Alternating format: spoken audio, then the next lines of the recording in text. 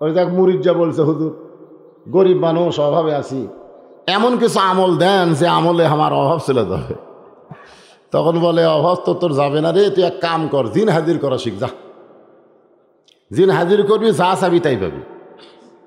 ওই পীরের কথা মতো জিন হাজির করছে। জিন আসে কয়, ওস্তাদ কি চান? কেমন ভাঙ্গা গাড়ি চাঙ্গা করে দে, ভাঙ্গা বাড়ি চাঙ্গা করে দে, দিয়ে দিচ্ছে। জিন বলে, ওস্তাদ আর কি চান? বলে, আমার অনেক টাকা পয়সা লাগবে, টাকা পয়সা দে, টাকা পয়সা এনে দিচ্ছে। জিন বলে, ওস্তাদ আর কি চান? বলে, আমার ভালো ভালো খাওয়া লাগবে, এনে দে, এনে দিছে। জিন বলে, ওস্তাদ আর কি চান? কয়, আমার তোর চাওয়ার নাই। কয়, হাজির করছেন, এখন তাড়ান। তোকে আমি তো হাজির করবার পারি রে, তাড়াবার পারি না। তাড়াবার না পারলে কাজ দেন, কাজ ছাড়া আমি বেকার থাকবো না। তো এখন মুরিদ চিন্তা করে, আমার তো কোনো কাম নাই, পীরের কাছে যাই। পীর বলতেছে, দৌড়াস কেন? বলে, জিন খালি কাজ চাই হুজুর, আমার কোনো কাজ নাই। বলে, তোর নাই, আমার আছে তো। কোথায়? কই যে আসতেছে। জিন কয়, পীরের কাছে আসলে আপনি কাজ দে। তখন পীর বলতেছে, আমার মুরিদের কাজ নাই তো, তুই যা ওই কুত্তের বেঁকা না সোজা কর, যা। তো জিন যায়, টানে সোজা হয়, ছাড়া দিলেই বেঁকা হয়, টানে সোজা হয়, ছাড়া দিলেই বেঁকা হয়। জিন কয়, আচ্ছা কাম দিছে রে, এইটা তো জীবনেও শেষ হবি না। এই ছেলে বেলে হচ্ছে কুত্তের নেজের মতন বেকা, এরকম সোজা করার ওয়াজ নাই। একটা ওয়াজই আছে, সেটা হলো অনুনাজ্জিলু মিনাল কুরআনি মা হুয়া শিফাউ ওয়া রাহমাতুল লিল মুমিনিন। একটাই ওষুধ, তার নাম হলো কোরআন। এই জান্নাতি মানুষদের সামনে আজকে আমি এমন একটা আলোচনা করব, কোরআনের আয়াত আপনাদের শোনাইছি, সূরা মাউন। জোরে কার নাম কি? আরাআইতাল্লাযী ইউকাজ্জিবু বিদ্দীন ফাযালিকাল্লাযী ইয়াদুল ইয়াতীম ওয়ালা ইয়াহুদ্দু আলা তুআমিল মিসকিন ফাওয়াইলুল লিল মুসাল্লিন আল্লাযীনা হুম আন সালাতিহিম সাহুন আল্লাযীনা হুম ইরাউন ওয়া ইয়ামনাউনাল মাউন। আল্লাহু আকবার। তামলাউল মিজান, আল্লাহ মিজানের পাল্লাটা নেকি দিয়ে পরিপূর্ণ করে দেয়। এই যে সুবহানাল্লাহ বললেন ইমাম বাড়ির মাহফিলে, আর আল্লাহ গাছ লাগাইলো জান্নাতের বাগানে। আমরা কবে জান্নাত পাবো? তার আগে আল্লাহ গাছ লাগালো। কার জন্যে? যারা সুবহানাল্লাহ বলল তাদের জন্যে। বিশ্বাস করা লাগবে তো। বিশ্বাস করলে সুবহানাল্লাহ মুখে আসবে, আর বিশ্বাস না করলে, কত বড় গাছ, ইউক্যালিপটাসের গাছ, মেহগনি, এমন একটা গাছ যে গাছের ছায়া অতিক্রম করতে তেজস্বী ঘোড়া খুব দৌড়ায়। এই ঘোড়ার লাগবে 500 বছর। হয়তো বলবেন, হুজুর এত বড় গাছ লাগাবে কেন? আল্লাহ রাসূল বলেছেন, সর্বশেষে যেই ব্যক্তিটা জান্নাতে যাবে, এই দুনিয়ার চাইতে 9 গুণ বড় সেই জান্নাত হবে। সর্বশেষে যে ব্যক্তি যাবে তাকে আল্লাহ দুনিয়ার চাইতে কয় গুণ? 9 গুণ বড় জান্নাত দেবে। তো এত বড় জান্নাত মরুভূমির মতন থাকা লাভ কি? এই জন্য গাছের দরকার আছে না নাই? বর্তমান সরকারের ঘোষণা, গাছ লাগান, পরিবেশ বাঁচান। তো গাছ লাগানোর কথা সরকারও বলতেছে। হ্যাঁ, ওলা তাস্তাহি আনফুসুকুম, সে গাছটা এমন গাছ হবে, আপনি যে ফল কামনা করবেন সেই ফলই ধরবে। ধরে কারো সুবহানাল্লাহ। তাহলে কয়বার সুবহানাল্লাহ করলেন? যতবার বলবেন ততবার একটা করে গাছ লাগাবে।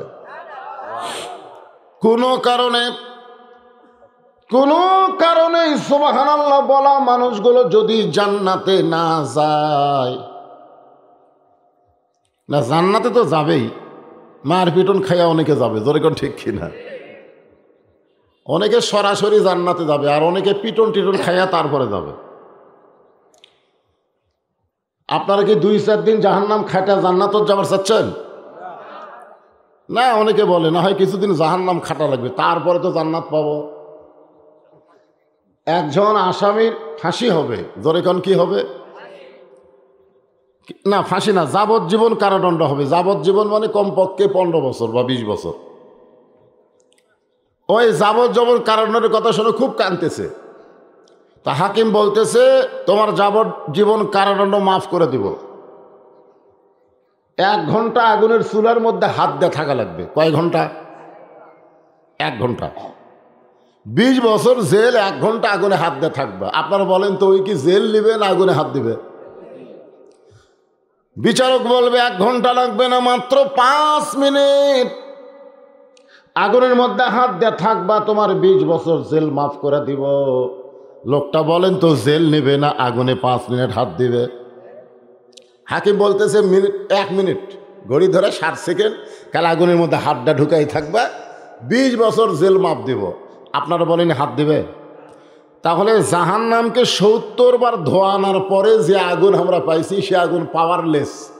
সে আগুনে যদি 1 মিনিট হাত দেওয়া থাকবার না পারি, তাহলে 2-4 বছর জাহান্নাম খাটা জান্নাত যাবেন, এটা একটা কথা হলো?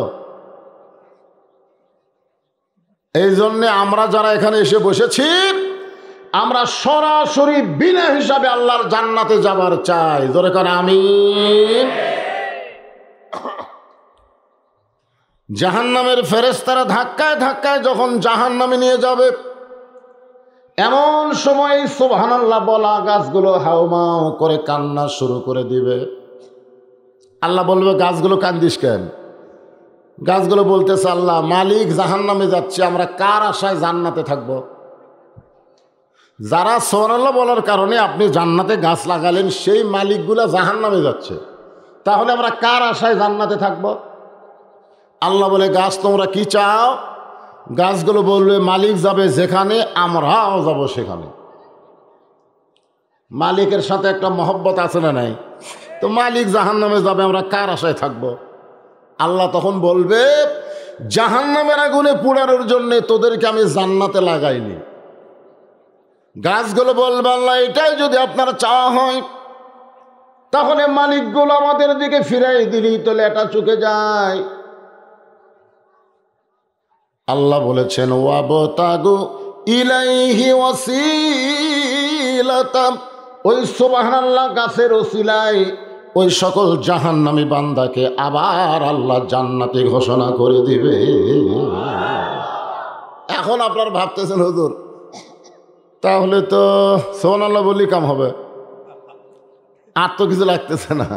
শোনেন, কেবলমাত্র রাসূল বলেছেন কেবলমাত্র মুনাফিক ছাড়া, সে যত বড়ই পাপী হোক, কেবলমাত্র মুনাফিক ছাড়া, ইল্লা মুনাফিক মানে মুনাফিক ব্যতীত, সে যত বড়ই পাপী হোক, তার জবান দিয়ে যদি 3টা তসবিহ বের হয়, জোরে কোন কয়টা? রহ রহ, ঝাঁকিত পড়ে না, বক্তার কথায় না, আপন ইচ্ছায় 3টা তসবিহ বের হয়। রাসূল বলেছেন সে যত বড়ই পাপী হোক সে মুনাফিক হবে না, আর মরার আগে সে বেগুনা মাসুম হয়ে মারা যাবে। আল্লাহ যেভাবেই হোক তারকে মাফ করে দিবেন। কয়টা তসবিহ? হ্যাঁ, খুব খেয়াল করেন। 1 নম্বর হলো আল্লাহু আকবার, 1 নম্বর কি? 2 নম্বর হলো আলহামদুলিল্লাহ, আর 3 নম্বর হলো সুবহানাল্লাহ। তাহলে কয়টা হলো? তবে 2টাতে শয়তান বেজার হয় না। কেউ যদি সারা জীবন সুবহানাল্লাহ আলহামদুলিল্লাহ সুবহানাল্লাহ আলহামদুলিল্লাহ সুবহানাল্লাহ আলহামদুলিল্লাহ বলে, শয়তান বেজার হয় না। কিন্তু আল্লাহু আকবার বললে শয়তান খুব বেজার, এত বেজার হয়। রাসূল বলেছেন যত জোরে আল্লাহু আকবার বলবা তত জোরে শয়তান পালায় যাবে। পালানোর সময় তার পিছন দিক দিয়ে বাতাস বাড়াবে। জোরে কোন কি বাড়াবে? আপনারা কেমনে বুঝলেন যে আপনারা জাহান্নামে যাবেন? আপনারা কি কেউ মনে করতেছেন যে জাহান্নামে যাবেন, এরকম মনে করতেছেন? আমি কিন্তু হিসাব নিকাশ করে কথা বলি, কারণ আমি হিসাব করে দেখলাম যে মাত্র সাহাবের আগে হাদিসটা শোনেন। আল্লাহ রাসূল বললেন ইয়া রাসূলুল্লাহ 60টা জাহান্নাম কত বড়? কয়টা জাহান্নাম? এখন কয়টা? আল্লাহ রাসূল বলেন 7টা জাহান্নাম যদি কোনো একটা জান্নাতের মধ্যে ফেলা দেওয়া হয় তাহলে অনুবীক্ষণ যন্ত্র দিয়ে খোঁজা লাগবে জাহান্নামগুলা গেল কোথায়। এখন চিন্তা করেন জান্নাতের তুলনায় জাহান্নাম বড় না ছোট? খালি ছোট, যে খুঁজাই পাওয়া যাবে না যে জাহান্নামগুলা কুড়িয়ে গেল। এই 7টা জাহান্নামের জন্যে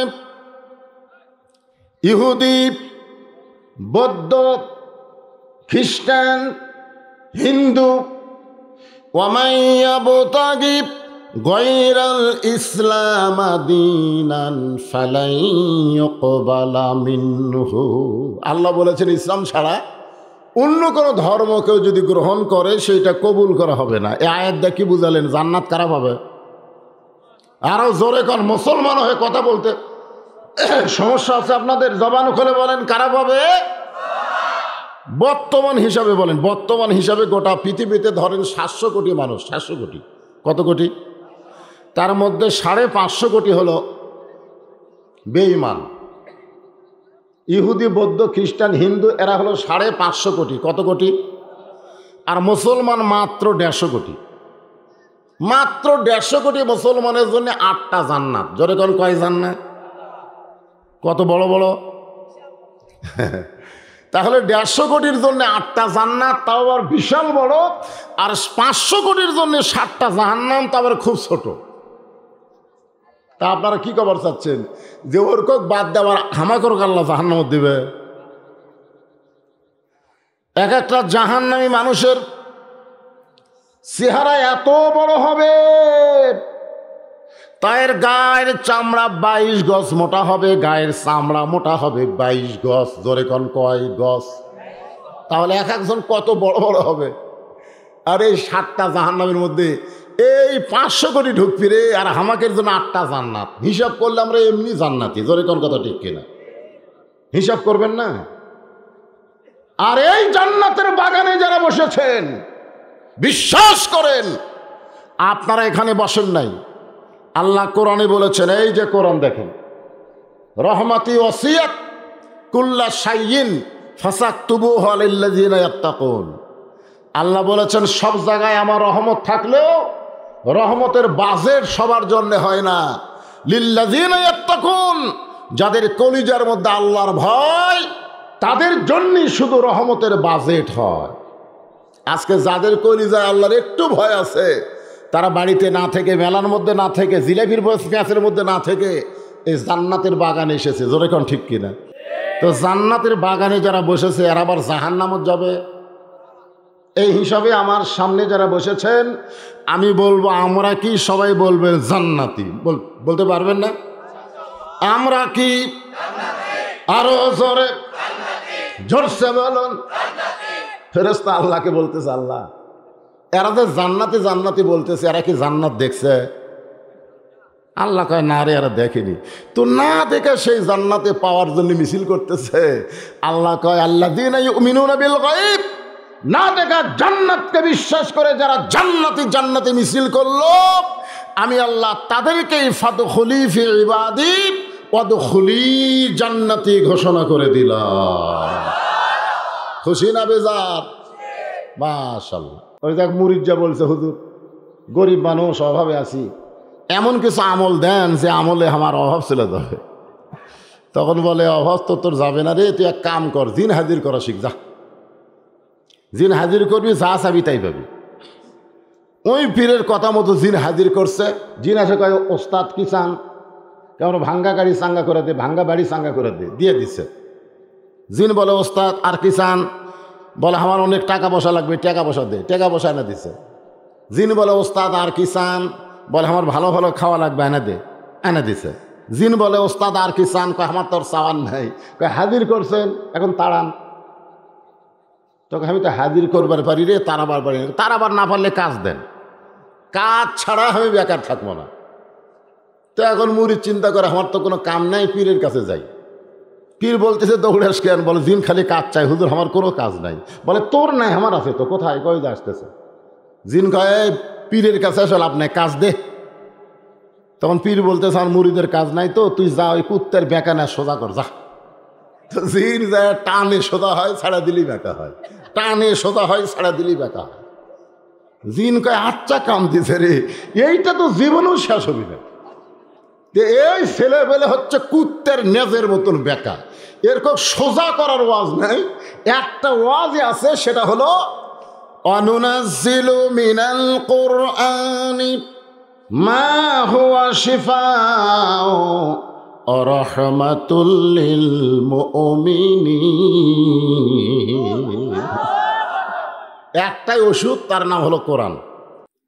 এই কোরআনের আইন যেদিন চালু হবে, কোরআনের সমাজ যেদিন বাংলার জমিনে চলবে, এই ছেলেগুলা ফেরেশতার চাইতেও ভালো হয়ে যাবে। জোরে করে কথা ঠিক কিনা? কিন্তু বর্তমানে যে আইন চলতেছে, এই আইনে তো কাম হচ্ছে না। আমার রফিক ভাই যতই বলুক, কাম হচ্ছে না। জোরে কোন কথা ঠিক কিনা? কারণ এই আইন সব জায়গায় প্রয়োগ হচ্ছে না। জালেমগুলা সিনা টান করে ঘুরতেছে, আর আলেমগুলা জেলখানার মধ্যে পচতেছে। জোরে কোন কথা ঠিক কিনা? এই আইন পরিমনের মতন বিশ্ব ব্যবসাকে জামিন দেয়, আর আলেমগুলাকে জেলের গেট থেকে আবার জেলখানার ঢুকায়। জোরে কোন কথা ঠিক কিনা?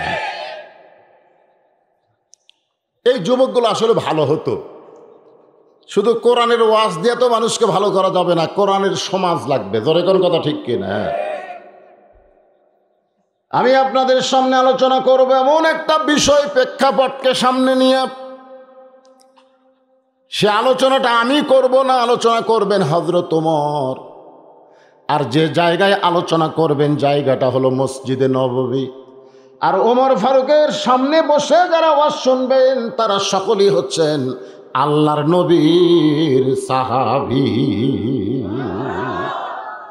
এখানে তিনটা কথা বললাম, ধরে কোন কয়টা? এক নম্বর হলো বক্তা, 2 নম্বর হলো জায়গা, 3 নম্বর হলো শ্রোতা। আপনারা বলেন তো, জায়গার দাম আছে না নাই? এই ইমাম বাড়িতে গান বাজনা যদি হয়, মাইক ভালো চলে, গান বাজনা হলে ভালো চলে। আগে ভালো চলতো, গান বাজনা হলে চলে না। আর কোরআনের মাহফিল হলে মাশাআল্লাহ, এই জন্য ইমাম বাড়ি। ইমাম ইমাম বোঝেন তো আপনারা?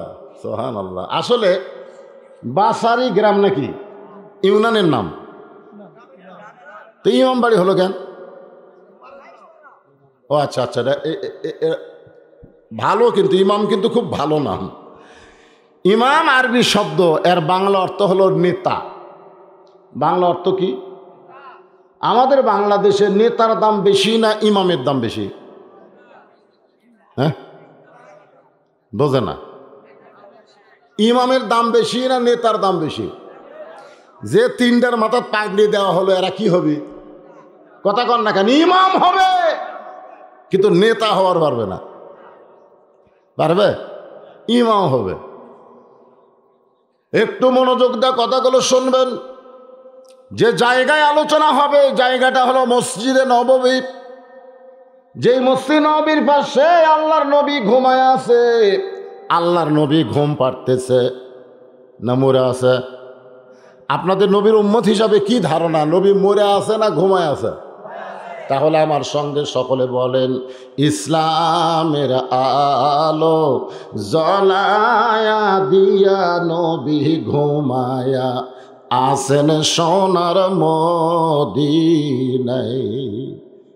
যেই মসজিদে 1 রাকাত নামাজ পড়লে আল্লাহ 50,000 রাকাত নামাজের সওয়াব দেয়, তাহলে জায়গা হিসাবে মসজিদ নববী কেমন জায়গা?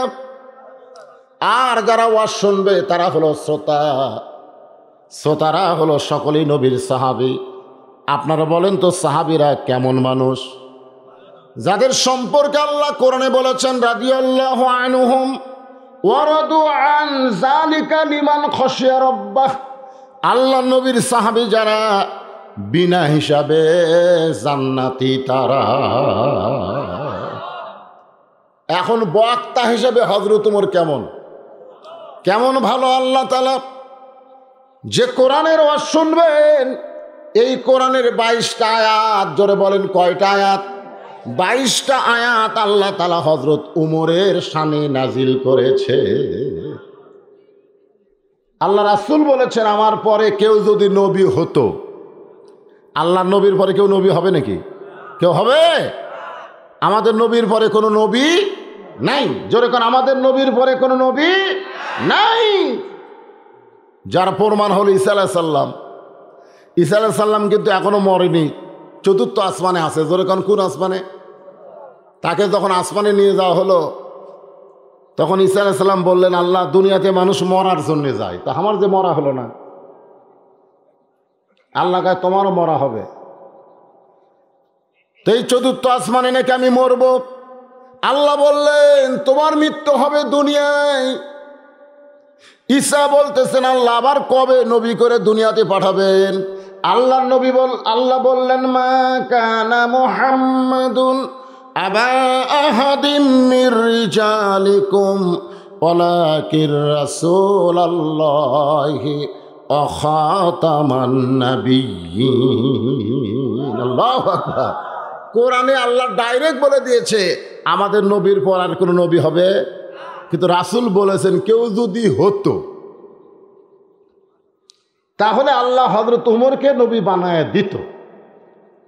কিন্তু নবুয়তের দরজা বন্ধ হয়েছে বলে উমর নবী হওয়ার পারবে না।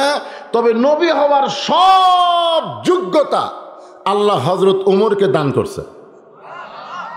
তিনি হচ্ছেন বক্তা। এখন আপনাদের কাছে আমি জানতে চাই, বক্তা হিসেবে হযরত উমর কেমন বক্তা? জায়গা হিসাবে মসজিদ নববী কেমন জায়গা? শ্রোতা হিসাবে সাহাবীরা কেমন শ্রোতা? এখন ওয়াজটা কেমন হবে? সামিনা ওয়া তাআনা। খালি ওয়াজ হবে না, আল্লাহ কোরআনে বলেছেন শুনতে হবে আমল করার নিয়তে। আজকে ওয়াজ শোনার পরে সূরা মাউন তো আল্লাহ বলতেছেন ধর্মের নামে তারাই মিথ্যাবাদী। কারা? আরাইতাল্লাযী ইউকাযযিবু বিদ্দীনির রাসূল। আপনি কি ধর্মের নামে, ধর্মের ভিতরে থেকে মিথ্যাবাদীকে আপনি দেখেছেন? আপনি চিনেন, আপনি জানেন কারা মিথ্যাবাদী? আজকে আমাদের মুসলমানের মধ্যে মুসলমান দাবি করে মিথ্যাবাদী কারা? আসলে এরা মুসলমান না। এখন দেখি তো আমরা কোন পর্যায়ে পড়ি। আল্লাহ কোরআনে বলেছেন, মিনান নাসি মান ইয়াকুলু আমান্না বিল্লাহি ওয়া বিল ইয়াউমিল আখিরি ওয়া মা হুম বিমুমিনিন। কার আয়াত? কোরআনের আয়াত। যেরকম কিসের আয়াত? কিন্তু আয়াতটাকে আমাদের পক্ষে আল্লাহু আকবার তো মেরে দিলেন। এই আয়াতের মধ্যে আল্লাহ বলতেছেন মানুষের মধ্যে এমন কিছু মানুষ আছে যারা বলে আমরা আল্লাহ বিশ্বাস করি, পরকালকে বিশ্বাস করি। আল্লাহ বলেছেন অহুয়া মুমিনিন, এরপরেও তারা মুমিন নয়, এরপরেও তারা মুমিন হতে পারে নাই। একটু মনোযোগ দিয়ে শুনতে হবে।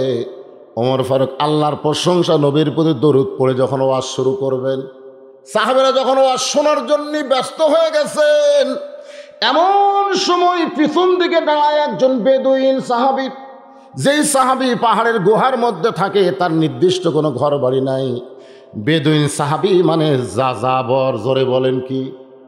যাযাবর বোঝেন না? এখানে কিছুদিন থাকে, আবার আর এক জায়গায় যা কিছুদিন থাকে। নবীর সাথে বেশি সময় টাইম দিবার পারেনি, তারপরেও তারা সাহাবী। জোরে কান সুবহানাল্লাহ।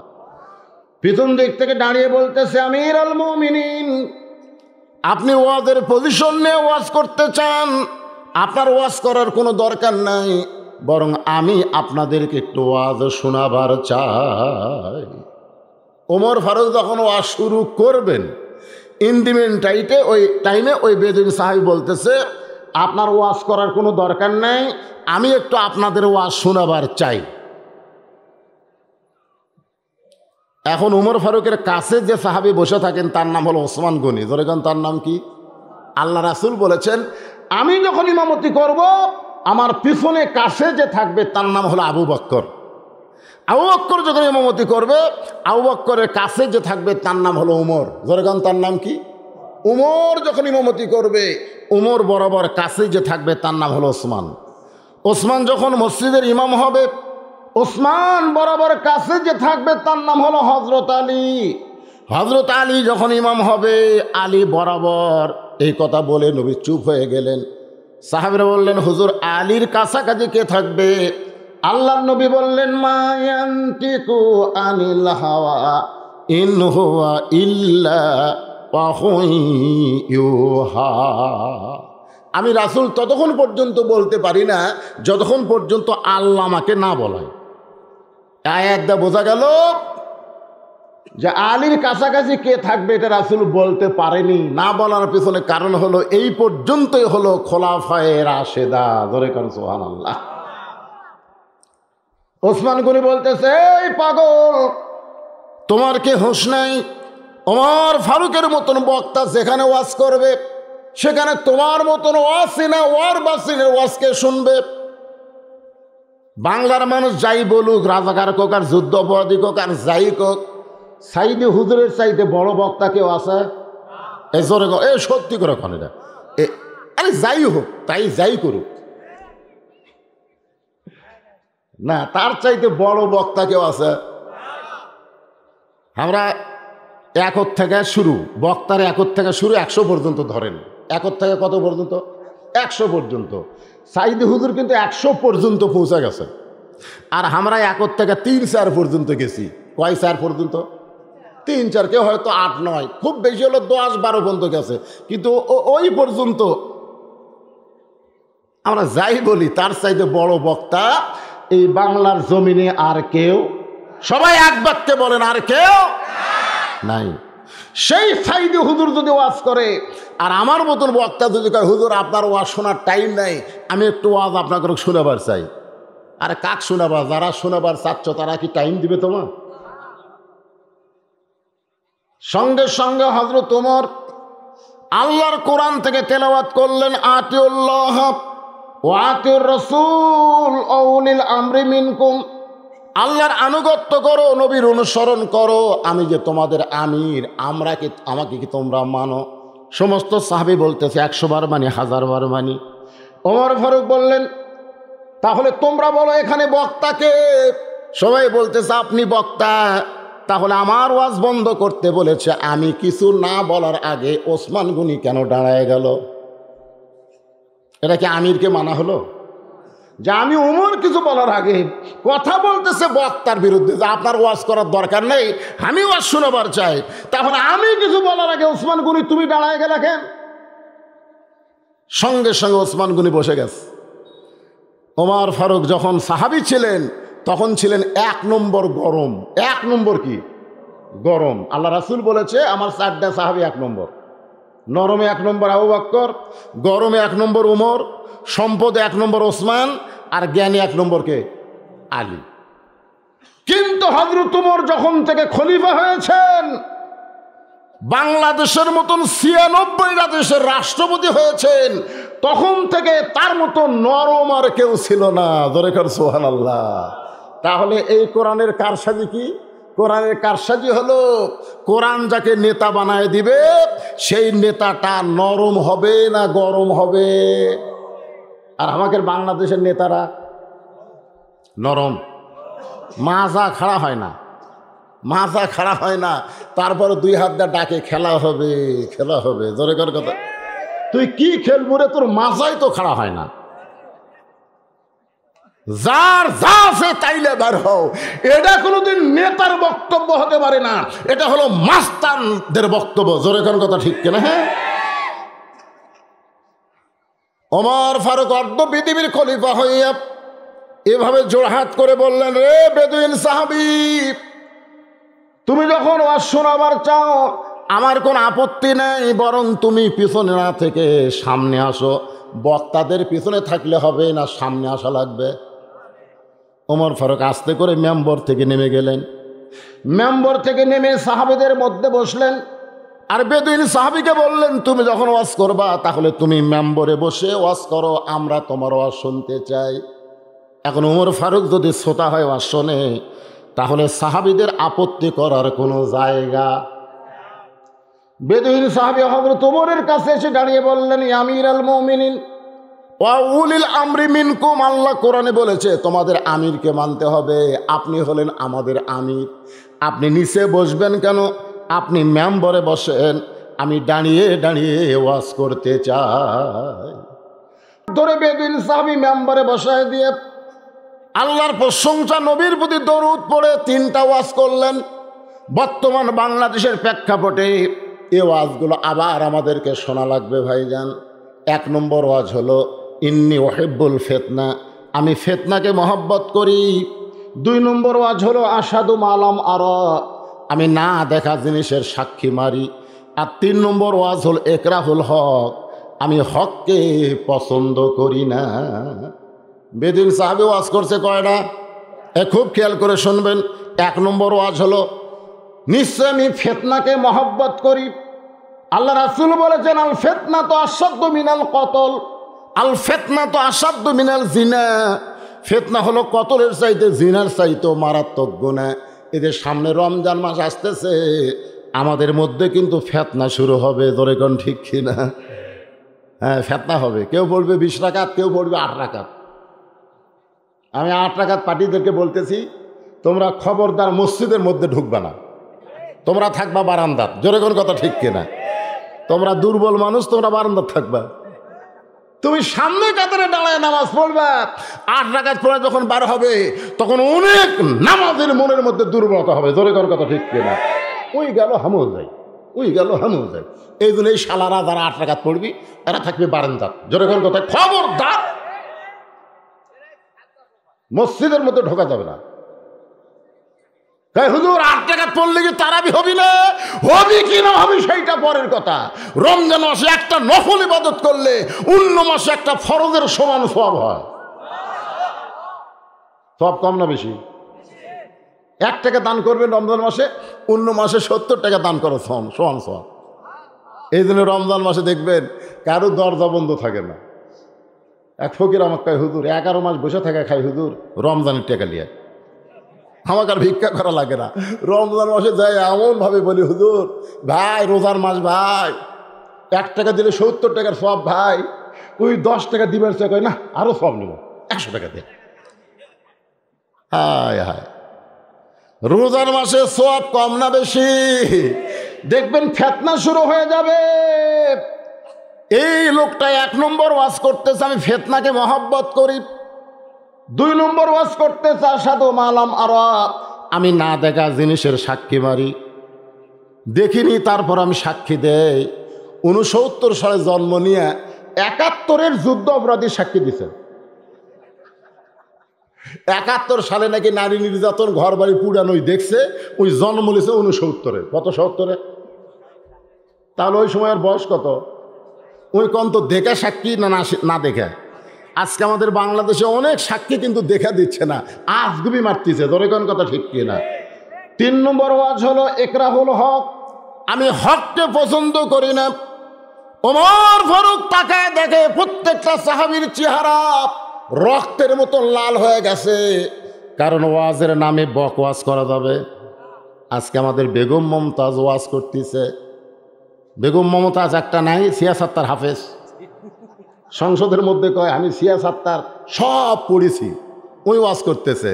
আগে করো এমন আখেরের কাজ, ধ্যান যোগে হয় দিলের নামাজ।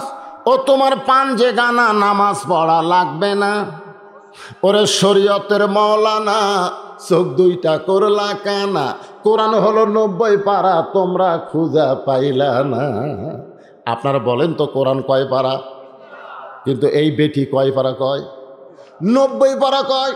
30 পারা হলো জাহেরিয়া, 60 পারা হলো বাতুনি। এই বাতুনি কোরআন যারা শিখেছে তাদেরকে 5 ওয়াক্ত নামাজ পড়া লাগবে না, আল্লাহর সঙ্গে তাদের মিলন হবে অন্যভাবে। তারা মারেফতের দোহাই দিয়া এই ভণ্ডামের গান 90% মুসলমানের বাংলাদেশে বলতেছে। মানুষ কিন্তু ওই গান শোনা রাগ করে না। ধরে কোন কথা ঠিক কিনা? ওমর ফারুক বললেন, হে বেদুইন সাহাবী, ওয়াজ করবার চাইছো ওয়াজ করবা, কিন্তু বকওয়াজ করলা কেন? ওয়াজ পাল্টাও। এ ওয়াজ মুসলমানের সামনে চলবে না। আগে করের মন আখেরের কাজ, ধ্যান যোগে হয় দিলের নামাজ। এ ওয়াজ কি বাংলাদেশে চলবে? 5 ওয়াক্ত নামাজের দরকার আছে না? জোরে আছে না? 1 ওয়াক্ত নামাজ যদি না পড়ে, রাসূল যে গরম হচ্ছে, মান তারাকা সালাতু মুতাম্মিদান ফাকাদ কাফারা। 1 ওয়াক্ত ইচ্ছা করে 1 ওয়াক্ত নামাজ যারা বাদ দিল, আল্লাহর সঙ্গে তারা কুফরি করলো। কিন্তু নাউজুবিল্লাহ আসতে কনকে জোরে কথা যায় না? নাউজুবিল্লাহ কোলেও যা সওয়াব হবে, সুবহানাল্লাহ বললে একই সওয়াব হবে। নাউজুবিল্লাহর শেষে আল্লাহ আছে না নাই? সুবহানাল্লাহর শেষে আল্লাহ আছে না নাই? আলহামদুলিল্লাহর শেষে আল্লাহ আছে না নাই? ইন্না লিল্লাহর শেষে আল্লাহ আছে না নাই? তো নাউজুবিল্লাহ তো সওয়াব। নাউজুবিল্লাহ যখন বলা দরকার বলতে রাজি আছেন? জাগা মতো বলতে হবে, সব জায়গায় নাউজুবিল্লাহ কয়ে কাম হবে না, জাগা মতো ভালো লাগবে। একটা ছেলে দাঁড়ায় পেশাব করতেছে, ওটা দেখে এক মুরব্বী মসজিদের বারান্দায় কয় নাউজুবিল্লাহ নাউজুবিল্লাহ। আর একজন শোনা কয় মুরব্বী নাউজুবিল্লাহ কেন? বলে দাঁড়ায় পেশাব করতেছে কুত্তার মতন, কয় নাউজুবিল্লাহ। যাই শোনে তাই কয় নাউজুবিল্লাহ। ওই কি বসবি? ওই কি বসবে? কারণ যেখানে পেশাব করতেছে সেখান থেকে এক হাত দূরে গিয়ে নাউজুবিল্লাহ বলতেছে, হবে না তো? যেখানে দাঁড়ায় পেশাব করে বিড়াল যেমন ইন্দুর ধরে আস্তে আস্তে তার পাশে যাওয়া লাগবে। যাই একে পেশাব করতেছে তো ওই অবস্থায় নাউজুবিল্লাহ। ওই ভয়ের ঠেলায় এত জোরে সেন টানবি চামড়া আটকে যাবি। জোরে কোন কথা ঠিক কিনা? নাউজুবিল্লাহর দরকার আছে ভাই, তবে জাগা মতো মারা লাগবে। রাজি আছেন? ওমর ফারুক বললেন ওয়াজ পাল্টাও। সঙ্গে সঙ্গে বেদুইন সাহাবী বলতেছে আমিরুল মুমিনিন, আমি যে ওয়াজ করতেছি এর চাইতে সুন্দর ওয়াজ পৃথিবীতে একটাও নাই, কিন্তু আপনারা বুঝবার পারতেছেন না। বেদুইন সাহাবী ওমরকে লক্ষ্য করে বলতেছে আমিরুল মুমিনিন, আমি যে ওয়াজ করতেছি কয়টা, এর চাইতে ভালো ওয়াজ পৃথিবীতে একটাও নাই, কিন্তু আপনারা বুঝবার পারতেছেন না। সমস্ত সাহাবী আগুনের মতন চেয়ারা হয়ে গেছে। শালাক পাই কিরে? হ্যাঁ, তুই পাহাড়ের গোয়ার থাকিস, নবীর সহমতি তুই খুব একটা পাসনি, ওই দাঁড়িয়ে থাকা সাহাবী তুই, বসার টাইম তোর হয়নি। সমস্ত সাহাবীরা যখন গরম হয়েছে, না জানে কি একটা হয়ে যাবে, হযরত ওমর অত্যন্ত চালাক মানুষ ছিলেন, যার কারণে গণগণের ধোলাই থেকে বাঁচানোর জন্যে এই বেদুইন সাহাবীকে জেলখানায় বন্দি করলেন। জেলখানায় বন্দি করার কারণ হলো জনরোষ থেকে বাঁচানোর জন্যে। ধরে কারণ কিসের জন্যে? হযরত ওমর ওই বেদুইন সাহাবীকে জেলখানায় বন্দি করে জনগণের গণধোলাই থেকে বাঁচানোর জন্যে। আজকে মমতাজের মতন পাগলি এরকম গান গায়, কিন্তু বাংলার জনগণ তো ধোলাই দেয় না। বর্তমান সরকার সম্মান দিয়ে তাকে এমপির আসন দিয়েছে। জোরে কোন কথা ঠিক? আয় আয় হাই রে মমতাজ রে, একটু মনোযোগ দেবেন। ওমর ফারুক জেলখানায় বন্দি করে এশার নামাজ আদায় করে বাড়িতে গেলেন। আপনারা আজ থেকে সিদ্ধান্ত নেবেন, আমরা জোহরের নামাজ না পড়ে দুপুরের খাওয়া খাবো না, রমজান মাস ছাড়া। আবার রোজার মাসের এই সিদ্ধান্ত নেন না। 11 মাস যে আমরা খাই না, তো কি সিদ্ধান্ত নেবেন? জোহরের নামাজ ছাড়া জোহরের খাওয়া খাবো না, এশার নামাজ না পড়ে রাতের খাওয়া খাবো না। খালি সিদ্ধান্ত নেন, দেখেন নামাজের মধ্যে মন কেমন বসে, একে রুটিন করেন। হযরত ওমর এশার নামাজের পরে বাড়িতে যাইতেন। বাড়িতে যাওয়ার পরে দেখে তার বিবি দস্তরখানায় খাবার রেডি করে দূরে দাঁড়ায় আছে। ওমর ফারুকের বিবি খাবার দস্তরখানায় দিয়ে দূরে দাঁড়িয়ে থাকার কারণ হলো ওমর ফারুক খাবার ব্যাপারে অত্যন্ত লাজুক মানুষ। হযরত ওমরের একটা স্বভাব হলো, খাওয়া দাওয়া যখন শেষ হয় তখন 2 হাত তুলে বিবির জন্য দোয়া করে, আল্লাহ যে বউটা আমাকে কষ্ট করে রুটি হালুয়া তৈরি করে দেয়, আমাকে খাবার পাক করে সামনে দেয়, এই বউটাকে আল্লাহ তুমি জান্নাত দিও, আল্লাহ জান্নাত দিও। আমি ওমর যখন জান্নাতে যাব, আমার ওই বউটাকে আমার সঙ্গে জান্নাতে দিও। আমি জান্নাতে হুর গেলমান চাই না আল্লাহ, আমার আব্দুল্লাহর মাকে নিয়ে জান্নাতে থাকতে চাই। সাল্লাল্লাহ। কারণ যারা কোরআন পড়ে, এই কোরআন যারা বোঝে, তারা বিশ্বাস করে হুর গেলমানের চাইতে তার বউ অনেক সুন্দর হবে। কারণ আল্লাহ দেখেন মানুষ সৃষ্টি করার আগে 4টা শপথ করেছেন। 4টা শপথ করেছে। কয়টা? ধরে কোন কয়টা? 4টা শপথ করছে। দেখেন মানুষ সৃষ্টি করার সম্পর্কে কি বলতেছে আল্লাহ দেখেন। অত্তিন কয়টা হলো? ওয়াজ্জাইতুন কয়টা হলো? অতুরি সিনিন ওয়াহাজাল বালাদিল আমিন। চারটা শপথ করে আল্লাহ বলতেছেন, লাকাদ খলাকনাল ইনসানা ফি আহসানি তাকওয়িম। তাকওয়িম মানে এইটুকু, সর্ব উত্তম আকৃতি দিয়া মানুষকে আল্লাহ সৃষ্টি করেছে। ধরে কোন সুবহানাল্লাহ। তাহলে হুর মানুষ না আপনার বউ মানুষ? কথা কয় না কেন? জান্নাতের হুর মানুষ না আপনার বউ মানুষ? তাহলে হুর সুন্দর না বউ সুন্দর? একেবারে জোরে কলে কি হয় রে? জোরে কর, হুর সুন্দর না বউ সুন্দর? তাহলে জান্নাতে হুর লিবেন না বউ লিবেন?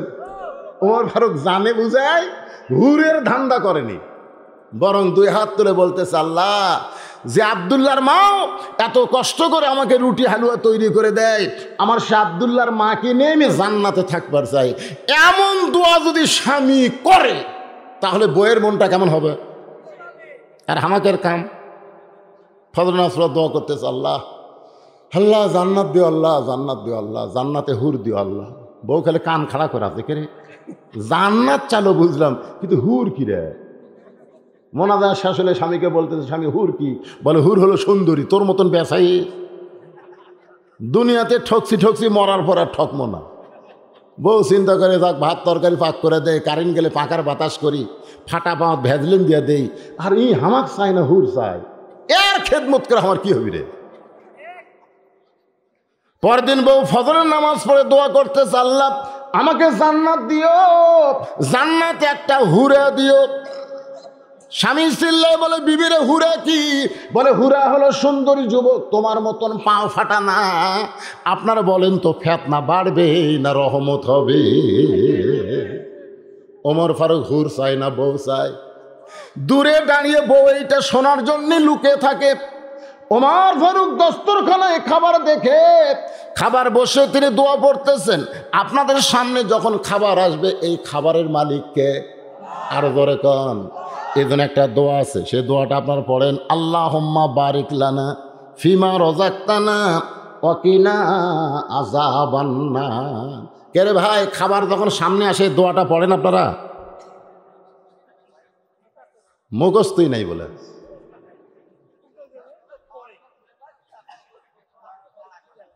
এই দোয়াটা পড়বেন, কারণ রেজেকের মালিক তো আপনি না, রেজেকের মালিক কে?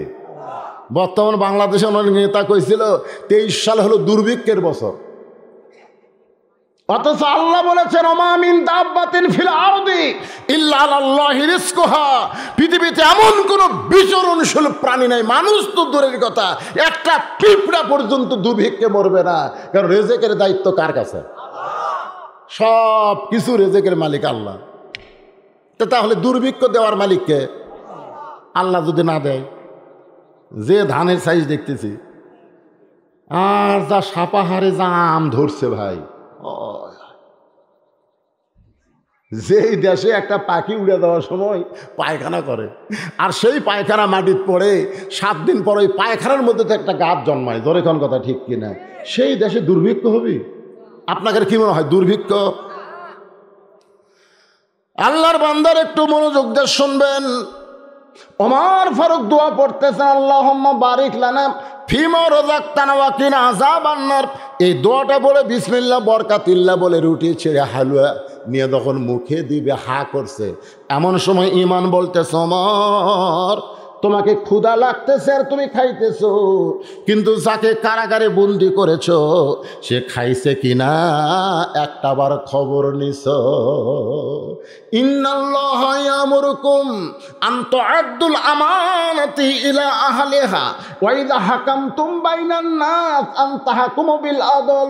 ওমর, ফোরাতের কোলে একটা কুকুর যদি না খেয়ে মারা যায়, কেন কুকুর খাবার পাইল না, এর কৈফত কিন্তু ওমরের কাছে আল্লাহ চাইবে। ধরে কোন কথা ঠিক কি না?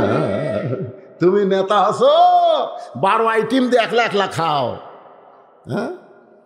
ধর্মের নামে কারা মিথ্যাবাদী? আরাইতাল্লাযী ইউকাযযিবু বিদ্দীন ফাযালিকাল্লাযী ইয়াদুল ইয়াতীম ওয়া লা ইয়াহুদ্দু আলা তুআমিল মিসকিন। কারা মিথ্যাবাদী ধর্মের নামে? একটু মনোযোগ দিয়ে শুনবেন। ক্ষুধা লাগতেছে আর তুমি খাইতেছো, কিন্তু যাকে কারাগারে বন্দি করছো সে খাইছে কিনা একটাবার খবর নিছো। ওই হাকাম তুম বাইনান নাস আন তাহকুমু বিল আদল, সঙ্গে সঙ্গে ওমরের হাতে কম্পন শুরু হয়ে গেল। রুটির জায়গা ত্রুটি পড়ে গেছে, হালুয়ার জায়গা হালুয়া পড়ে গেল। ওমর ফারুক আর খাইতে পারলেন না। রুটি হালুয়া টোপলা করে ওই বেদুইন সাহাবী যে জেলখানায়, ওই জেলখানার দরজায় ওমর ফারুক সালাম দিয়ে বলতেছে, ভাইজান এই দেখো তোমার জন্য রুটি আর হালুয়া বন্দোবস্ত হয়েছে। বেদুইন সাহাবী মুস্কি মুস্কি হাসতেছে আর বলতেছে, আল্লাহর কোরআন দিয়ে যখন রাষ্ট্র চলবে তখন নেতারা খাওয়া হবে না, কিন্তু কারাগারের বন্দিরা খাবার ঠিকই পাবে। লিল্লাহু তাকবীর। এই আল্লাহর কোরআন দিয়ে যখন রাষ্ট্র চলবে তখন নেতার খাওয়া হবে কি হবে না সেইটা পরের কথা, কিন্তু কারাগারের বন্দীদের কাছে খাবার ঠিকই পৌঁছে যাবে। সুবহানাল্লাহ কন্যা। ওমর ফারুক চমকে উঠছে, কে রে আমি খাইনি, এই বেটা কেমনে জানলো? ওমর ফারুক কিছুই না বলে চলে আসলেন বাড়িতে। বাড়িতে আসার পরে ঘুমানোর ঘরের দিকে যখন রওনা দিয়েছেন, এমন সময় বিবি ডাক দেয়, বলে স্বামী গো, আপনার সামনে থাকলে আপনি ঠিক মতো খাবার পান না, খাবার পারেন না, লজ্জা করেন, এই জন্য দূরে দাঁড়িয়ে দাঁড়িয়ে তো আমি দেখলাম আজকে দোয়া দরুদ পড়ার পরে খাবার মুখে দিবার যাবেন, এমন সময় সে খাবার খাইলেন না, টুপলা করে কোথায় যেন দিয়ে আসলেন। ওমর ফারুক বলতে যে বিবি রে, তিনটা খারাপ ওয়াজ করার কারণে একটা বেদুইন সাহাবীকে আমি কারাগারে বন্দি করেছি।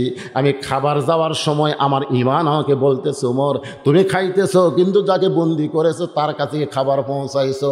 এই কথা মনে হওয়ার সঙ্গে সঙ্গে আমার খাবারটা আমি বেদুইন সাহাবীর কাছে পৌঁছায়া দিলাম। তা আমার তো খাবার নাই, এই জন্য আমি ঘুমাবার চাই। বউ বলতেছে, আপনি কি মনে করছেন আপনাকে না খাওয়ায় আমি খাই? যে স্বামীটা বউকে জান্নাতে থাকবার চাই সেই স্বামী না খাইলে আমি কোনোদিন খাই না। ধরে কর না সুবহানাল্লাহ। আপনি কি মনে করছেন আমার খাওয়া নাই? আসেন দুইজন বসে একসাথে খাই। এখন খিদে পেটে কেউ যদি দাওয়াত দেয় তখন আর ভূমিকা চলে? উমরের পেটে খিদা আছে না নাই? আল্লাহ নবী বলেছেন, যারা উম্মতের দাবি করো, আমার উম্মতের যারা দাবি করো, তারা ক্ষুধা না লাগলে খাবা না। ক্ষুধা না লাগলে, এ কথা কন না কেন, ক্ষুধা না লাগলে খাবা না। আর যদি ক্ষুধাও লাগে টুটি পর্যন্ত খাবা নাই, টুটি পর্যন্ত খাওয়ার কথা নাই। ক্ষুধাকে তিন ভাগ করবা, ধরে কোন কয় ভাগ? এক ভাগ হলো খাদ্য, এক ভাগ হলো পানি, আর এক ভাগ হচ্ছে আল্লাহর জন্য ফাঁকা রাখা লাগবে। যদি এই তরিকায় খান আপনার কোনোদিন এই বুকের চাইতে পেট উঁচে হবে না। আমি 37 বছর হলে পরের উপর খাচ্ছি। কয় বছর? 37 বছর ওয়াজ করতেছি। আপনার বলেন তো বক্তার খাওয়া ভালো না খারাপ? একের খাওয়া, এক একদিন এক এক ডিস্ট্রিক্টের খাওয়া, এক একদিন এক এক থানার খাওয়া। জোরে কোন কথা ঠিক কিনা? ওরা মনে করে হুজুরকে আমরা বছরে একদিন পাচ্ছি রে, একেবারে টুটির উপর পাওতে খিলাম। জোরে কোন কথা ঠিক কিনা? খাবি না জোর করে, অথচ গামলা গামলা গরুর গোস্ত, গামলা গামলা মুরগির গোস্ত আমার মন করছে খাই খাই, কিন্তু ইমান বলতে যে খাস না। এই বুকের চাইতে পেট বড় হবি, তখন 10 মাসে পোয়াতির মতন মনে হবি। মরদ মানুষের একটা সাইজ নেই, মরদ মানুষের একটা সাইজ নেই, কথা কর না কেন? হ্যাঁ, পুরুষ মানুষ একটু চিন্তা ভাবনা করে পেট বড় করবেন। আল্লাহর বান্দা হযরত ওমর বিবির যখন খাবার চাই, বিসমিল্লাহ বলে যখন রুটি ছিঁড়ে হালুয়া মুখে দিবার যাবে, এমন সময় ঈমান বলতেছে, ওমর যাকে কারাগারে বন্দি করেছো তার কাছে না হয় তোমার খাবার পৌঁছায় দিছো, কিন্তু সে যদি বাড়ির অভিভাবক হয়, বাড়ির কর্তা হয়, সেই বাড়ির খবর না নিয়ে তুমি কেমনে খাও? সে যদি বাড়ির অভিভাবক, বোঝেন আপনারা, সে যদি বাড়ির কর্তা হয়, আর বাড়ির অভিভাবককে যদি জেলখানায় বন্দি করো, সেই বাড়ির খবর না কেমনে খাও? সঙ্গে সঙ্গে ওমর ফারুকের হাত থর থর করে কাঁপতেছে। রুটির জায়গায় রুটি, হালুয়ার জায়গায় হালুয়া। বউ বলে, স্বামী গো, খাবার মুখে দিবার চান, কিন্তু সেই খাবার কেন পড়ে গেল? ওমর বলতেছে, বিবি রে, যাকে বন্দি করেছি তার কাছে আমার খাবার পৌঁছায় দিলাম, কিন্তু তার বাড়ির খবর না নিয়ে আমি কেমনে খাই, এই জন্য আমার খাওয়া হবে না, আমি না খাই থাকবো, বরং তুমি খাও। বউ নিজে না খাইয়া টোপলা বান্দা বলে, স্বামী গো আপনি কি মনে করেছেন আপনি খাবেন না আমি খাবো, তা হবে না, বরং আমি আমার খাদ্যটা টোপলা করে আপনার হাতে দিলাম, আপনি চলে যান গভীর রাত্রে যাকে বন্দি করেছেন তার পরিবারের কাছে খাবার পৌঁছাইতে। সুবহানাল্লাহ, কি বিশ্বাস, কি বিশ্বাস! স্বামী আছে জেলখানায় আর পরিবারের কাছে ওমরকে পাঠায় দেয়, কি বিশ্বাস! আমাদের বউগুলার এই বিশ্বাস আছে? কে রে, মরদ মানুষ জেলখানাতে আছে, এখন মেয়ে মানুষের কাছে আমার স্বামী পাঠামো খাবার দিয়ে, কি খাওয়া হবে? কথা কয় না, খালি বলছি, বুঝছেন, খালি আমি বলছি গল্পে গল্পে যে আমার চাওয়াতো ভাইয়ের বইয়ের চেহারা ভালোই সুন্দর। আমার বউ আমার কাছে উঠা দিয়ে বলতেছে, কবিতায় লুচ্চা হলেন। এইগুলো কেন কেন? তো আপনার ভাইয়ের বউ সুন্দর, আপনি আলেম হয়ে কেমনে দেখলেন? আপনি না ওয়াজ করেন, পুরুষ মানুষের জন্য আল্লাহ আইন করেছে কুল্লিল মুমিনিনা ইয়াগুদ্দু মিন আবসারিহিম, পুরুষেরা যখন রাস্তা চলবে নিচের দিকে তাকিয়ে থাকবে।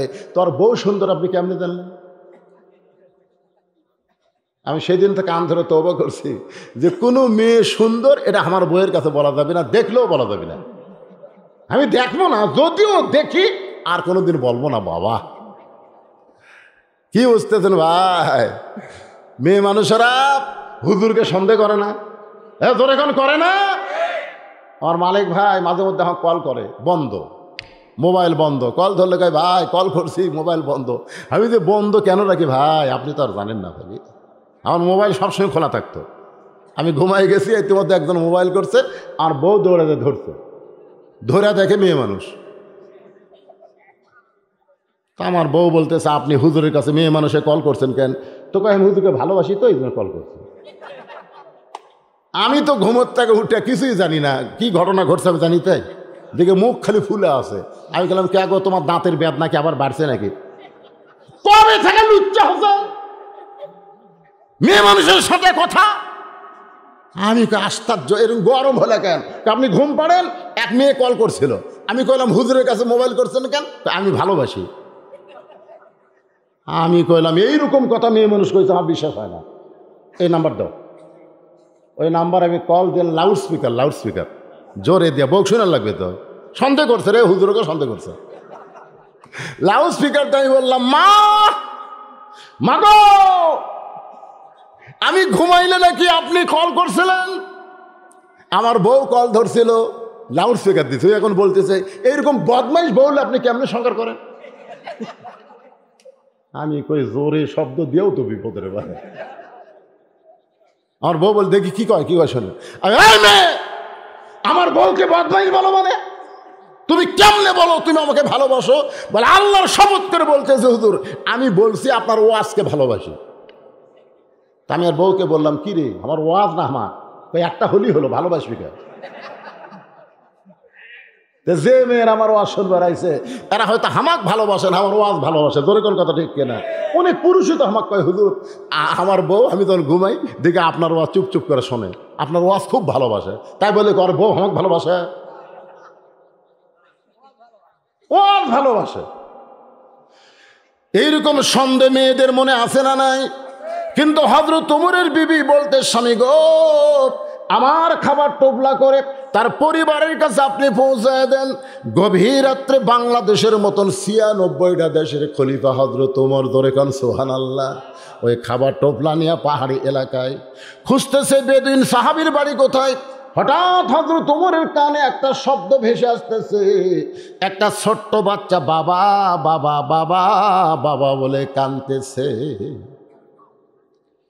ওমর ফারুক ওই বাবা বাবা বলে কান্না ছেলের কাছে গিয়ে বললেন বাবা তুমি এইরকম রাস্তায় দাঁড়িয়ে কেন কাঁদতেছো? ছোট্ট বাচ্চা বলতেছে কে গো পথিক, এই গভীর রাত্রে আমার কান্না তোমার কলিজায় লাগছে। আমার বাবা সকালবেলা বের হয়ে গেছে, সন্ধ্যার সময় বাবা বাড়ি ফেরত আসে, কিন্তু এত রাত হয়ে গেল এখনো পর্যন্ত বাবা বাড়িতে আসে নাই। আমার বাবা ছাড়া আমি খাইও না, বাবা ছাড়া কোনো দিন ঘুমায়ও না। ওমর ফারুক বুঝতে পারলেন যে এই ছেলেটার বাবাকেই তো কারাগারে বন্দি করা হয়েছে। সুবহানাল্লাহ কন না কেন? ওমর ফারুক বললেন হিকমতের সাথে, বাবা তোমার বাবাকে কোনো একটা কাজে আটকে দেওয়া হয়েছে, কোনো একটা কাজে তোমার বাবা ব্যস্ত আছে, আজকে তোমার বাবা আসতে পারবে না। আমি তোমার বাবার দরদ নিয়ে এই দেখো তোমার জন্য খাবার আনছি বাবা, আমি তোমার বাবা হইয়া তোমাকে একটু খাবার চাই। সঙ্গে সঙ্গে ছোট ছেলে চিৎকার করে বলে, পথিক তুমি কি আল্লাহর কোরআন পড়ো না? সুবহানাল্লাহ কোন। ওমর ফারুককে ছোট বাচ্চা বলতে যে, পথিক রে তুমি কি আল্লাহর কোরআন পড়ো না? আল্লাহর কোরআন যদি পড়ে থাকো তাহলে এই কথা তুমি কেমনে বললা? আল্লাহ কোরআনে বলেছেন, ওয়াকাযা রাব্বুকা আল্লা তা'বুদু ইল্লা ইয়াহু ওয়া বিল ওয়ালিদাইনি ইহসানান। জোরে কান সুবহানাল্লাহ। আল্লাহর পরে, আল্লাহর ইবাদতের পরে, আল্লাহর ইবাদতের মধ্যে কাউকে ঢুকান চলবে না, কিন্তু আল্লাহর গোলামির পরে, ইবাদতের পরে বাপ মার প্রতি হেসান করো, দয়া করো, ভক্তি করো। ছোট্ট বাচ্চা বলে, পথিকরে তুমি ভালো মানুষ এটা আমি জানি, তুমি আমার জন্য খাবার আনছো রাতের বেলা এটাও আমি জানি, কিন্তু তুমি এমন কথা বলেছো সেই কথা আমি মানতে পারতেছি না, কারণ আমার বাবার জায়গায় দুনিয়ার কোনো মানুষকে বাবার জায়গা দিব না। সোনাল্লাহ কন্যাকা, আমি কোরআন পড়ার পরে বিশ্বাস করেছি বাবার জায়গায় কোনো মানুষকে বাবার জায়গা দিব না। তাহলে বাবা কয়টা? কথা কয় না রে, কথা কয় না। বাবা কয়টা? আপনাকে বাবা কয়টা? একটাই আছে। শ্বশুর কি? শ্বশুর কি বাবা না আব্বা? কথা কয় না। একবার ইব্রাহিম নবী গেছে ইসমাইল নবীর বাড়ি, ইসমাইল নবীর বাড়িতে গেছে ইব্রাহিম নবী। কোন নবী? যা দেখে দরজা বন্ধ, ডাক দিচ্ছে, বাবা ইসমাইল, বাবা ইসমাইল। বাড়ির মধ্যে কে এমন চিল্লে? ইসমাইল কে রে? ইব্রাহিম নবী চমকে উঠছে, যেটা তো ইসমাইলের বউ হবি রে। হাই রে মেয়া মানুষের গলা রে। তো ইব্রাহিম নবী চলে যাচ্ছে, যাওয়ার সময় এক লোকের সাথে দেখা, বলতেছে, হুজুর আপনি কে? বলে, আমি যাই হোক ইসমাইল আমার বেটা। যদি আমার ইসমাইলের সঙ্গে দেখা হলো, আমার তো হলো না, দেখা হলে খালি বলবা ঘরের চৌকাঠ যেন পাল্টায়। ঘরের কি পাল্টায়? চৌকাঠ যেন পাল্টায়। এই কিছুদিন পরে ইসমাইল নবী আসলে লোকটার সঙ্গে দেখা, সালাম দিয়ে বলতেছে, আপনার বাবা আইছিল। যেই শুনছে বাবা আইছে, ওই রে কান্না শুরু। কানবেন কেন? বাবা একটা ওসিয়ত করছে, ঘরের চৌকাঠ পাল্টান লাগবে। ইসমাইল নবী বুঝবার পারছে এই চৌকাঠ মানে কোন চৌকাঠ। চৌকাঠত ঘুম ধরছে তো পাল্টান লাগবে না। তা আইসা বাড়ি দরজা খুলতে বউ কয়, কেমন আছে? তুই তালাক। কিসের কেমন আছে? কি জন্য তালাক? তোর বাপ তালাক। কেন তালাক? তোর মাও তালাক। আরে কিছু কথা না বলে তার তুই 14 গোষ্ঠী তালাক। যা। এ ওয়াজ আমি করছি, অনেক আলেম কাছে, হুজুর মানুষ তার বউ তালাক দিবি, তাই বলে 14 গোষ্ঠী তালাক কেমনে হলো? আমি বলে, ঠিক আছে তুমি তোমার বউ তালাক দেয়, শ্বশুরকে আব্বা করে যাও। তুমি তোমার বউ তালাক দেয়, শ্বশুরকে সালাম দেখে, আব্বা কেমন আছে? উনি কি কয় খালি এরা শুনবে। ওই তখন কি বলে, এই তোর কে? তোর আব্বা রে। আমার মেয়ে যতদিন তোর বউ ছিল ততদিন আমি তোর শ্বশুর ছিলাম, আমার মেয়ে যখন তোর বউ নাই আমিও তোর শ্বশুর নাই। আম্মা আম্মা করে ফেনা তুলতেছেন, বউ ছাড়াই দিয়ে এখন, আম্মা দেশি মুরগি জব করে এক সন্ধ্যা ভাত খেলেন, আম্মা আম্মা ঘাঁটা বাড়ি করে। কে তোর আম্মা রে? আমার মেয়ে তালাক দাও মানে হামাকেও তালাক দাও। তার মানে কি বোঝা গেল? বউ তালাক দিলে তার 14 গোষ্ঠী তালাক হয়ে গেল। জোরে কোনো কথা ঠিক না? তালাক মানে কি? সম্পর্ক ছিন্ন করা। একটা মাত্র বাবা কলিজার মধ্যে রাখতে হবে। আমরা অনেকে ভণ্ড পীরের মুরিদ, তারা বলে, আমার দয়াল বাবার দরবারেতে কেউ ফিরে না খালি হাতে। ওহ আহ, ওহ আহ। আর আমাদের একটা বক্তাও তো আছে, ওর বাপের কোনো হিসাব নাই। শালি বাবা, কেল্লা বাবা, দয়াল বাবা, খালি বাবা আর বাবা। তাহলে বাবা কয়জন? সেই বাবার জায়গায় দুনিয়ার কাউকে আমি ঢুকাবার পারবো না। ওই বাবা ছাড়া আমি খাইও না, বাবা ছাড়া আমি ঘুমাই না। সঙ্গে সঙ্গে হযরত ওমর ওই বাচ্চাকে কান্দে তুললেন। সুবহানাল্লাহ খান। অর্ধ পৃথিবীর খলিফা হযরত ওমর ওই ছোট বাচ্চাকে কান্দে করে ওই বেদুইন সাহাবীর কারাগারের দরজায় ছোট্ট বাচ্চাকে নামায় দিয়ে হযরত ওমর একটু দূরে গিয়ে দাঁড়াইছে। ওই বাচ্চাটা কারাগারের দরজায় গিয়ে বলতেছে, বাবা আপনাকে ময়না পাখির মতন খাঁচায় কে বন্ধ করেছে বাবা? বাবা সন্ধ্যার সময় বাড়িতে যান, আপনি কি জানেন না আপনি ছাড়া খায়ও না, আপনি ছাড়া ঘুমায় না। আজকে আমি খাইনি বাবা, আমি ঘুমাইনি বাবা, কিন্তু আপনাকে এই খাঁচায় ময়না পাখির মতন কে বন্ধ করে রাখছে? বাবা চোখের পানি বলতেছে, কাউয়ারা কোনোদিন বন্ধ হয় না। কাউয়া, জোরে কোন কি? কাউয়া, কাওয়া পাখি বোঝেন না? কাওয়া ময়নার কাছে বলতেছে, কে রে ময়না তুই খাঁচার মধ্যে কে রে? ময়না বলতেছে, তুই দেখ কথা কইস না রে, তুই খালি কা কা কা কা করিস, তো তোর কথা কেউ বোঝে না, এই জন্য তো বন্দিও করেনি। কিন্তু আমি কথা কই রে, আমি কথা বলি দেখে আমাকে খাঁচায় বন্দি করেছে। আজকে বাংলাদেশে কাউয়ার মতন যারা কা কা করতেছে তারা বাহিরে ঘুরতেছে, আর ময়না পাখির মতন যারা হক কথা কয় তাদেরকে বাতিল খাঁচায় বন্দি করে রেখেছে। বেদুইন সাহাবীর সন্তান বলতেছে, বাবা এই খাঁচায় ময়না পাখির মতন আপনাকে কে বন্ধ করেছে বাবা? একটা বার খালি তার নাম কোন, তাকে আমি সাইজ করব। ছোট্ট না একটা বাচ্চা বাপকে বলতেছে, আপনার কে বন্ধ করছে, খালি নাম কোন, খালি নাম কোন, আমি তাকে সাইজ করবো। কি করবো? ওরা হোক একটু দূরে থেকে মুচকি মুচকি হাসতেছে। মুচকি মুচকি হাসার কারণ হলো এরাই হলো প্রকৃত সন্তান, এরাই হলো প্রকৃত সন্তান। বাপের বিপদ দেখলে আগুনের মতন তারা গর্জা ওঠে, জোরে কোন কথা ঠিক কিনা? এরাই হলো প্রকৃত সন্তান। আর আশা কানে কানে বলতেছে, তোমার আব্বা ভালো না। বউ স্বামীর কানে কানে বলতেছে, তোমার আব্বা ভালো না, বুড়া হয়েছে তো খালি ফ্যাস ফ্যাস করে। ঘরের মধ্যে থেকে পূজার বাদ্য বাজতেছে। এখন শ্বশুর বলবে, আমরা মুসলমান, আমাদের ঘর থেকে পূজার বাদ্য ওঠে কেন? মানে স্টার জলসা জি বাংলা দেখতেছে।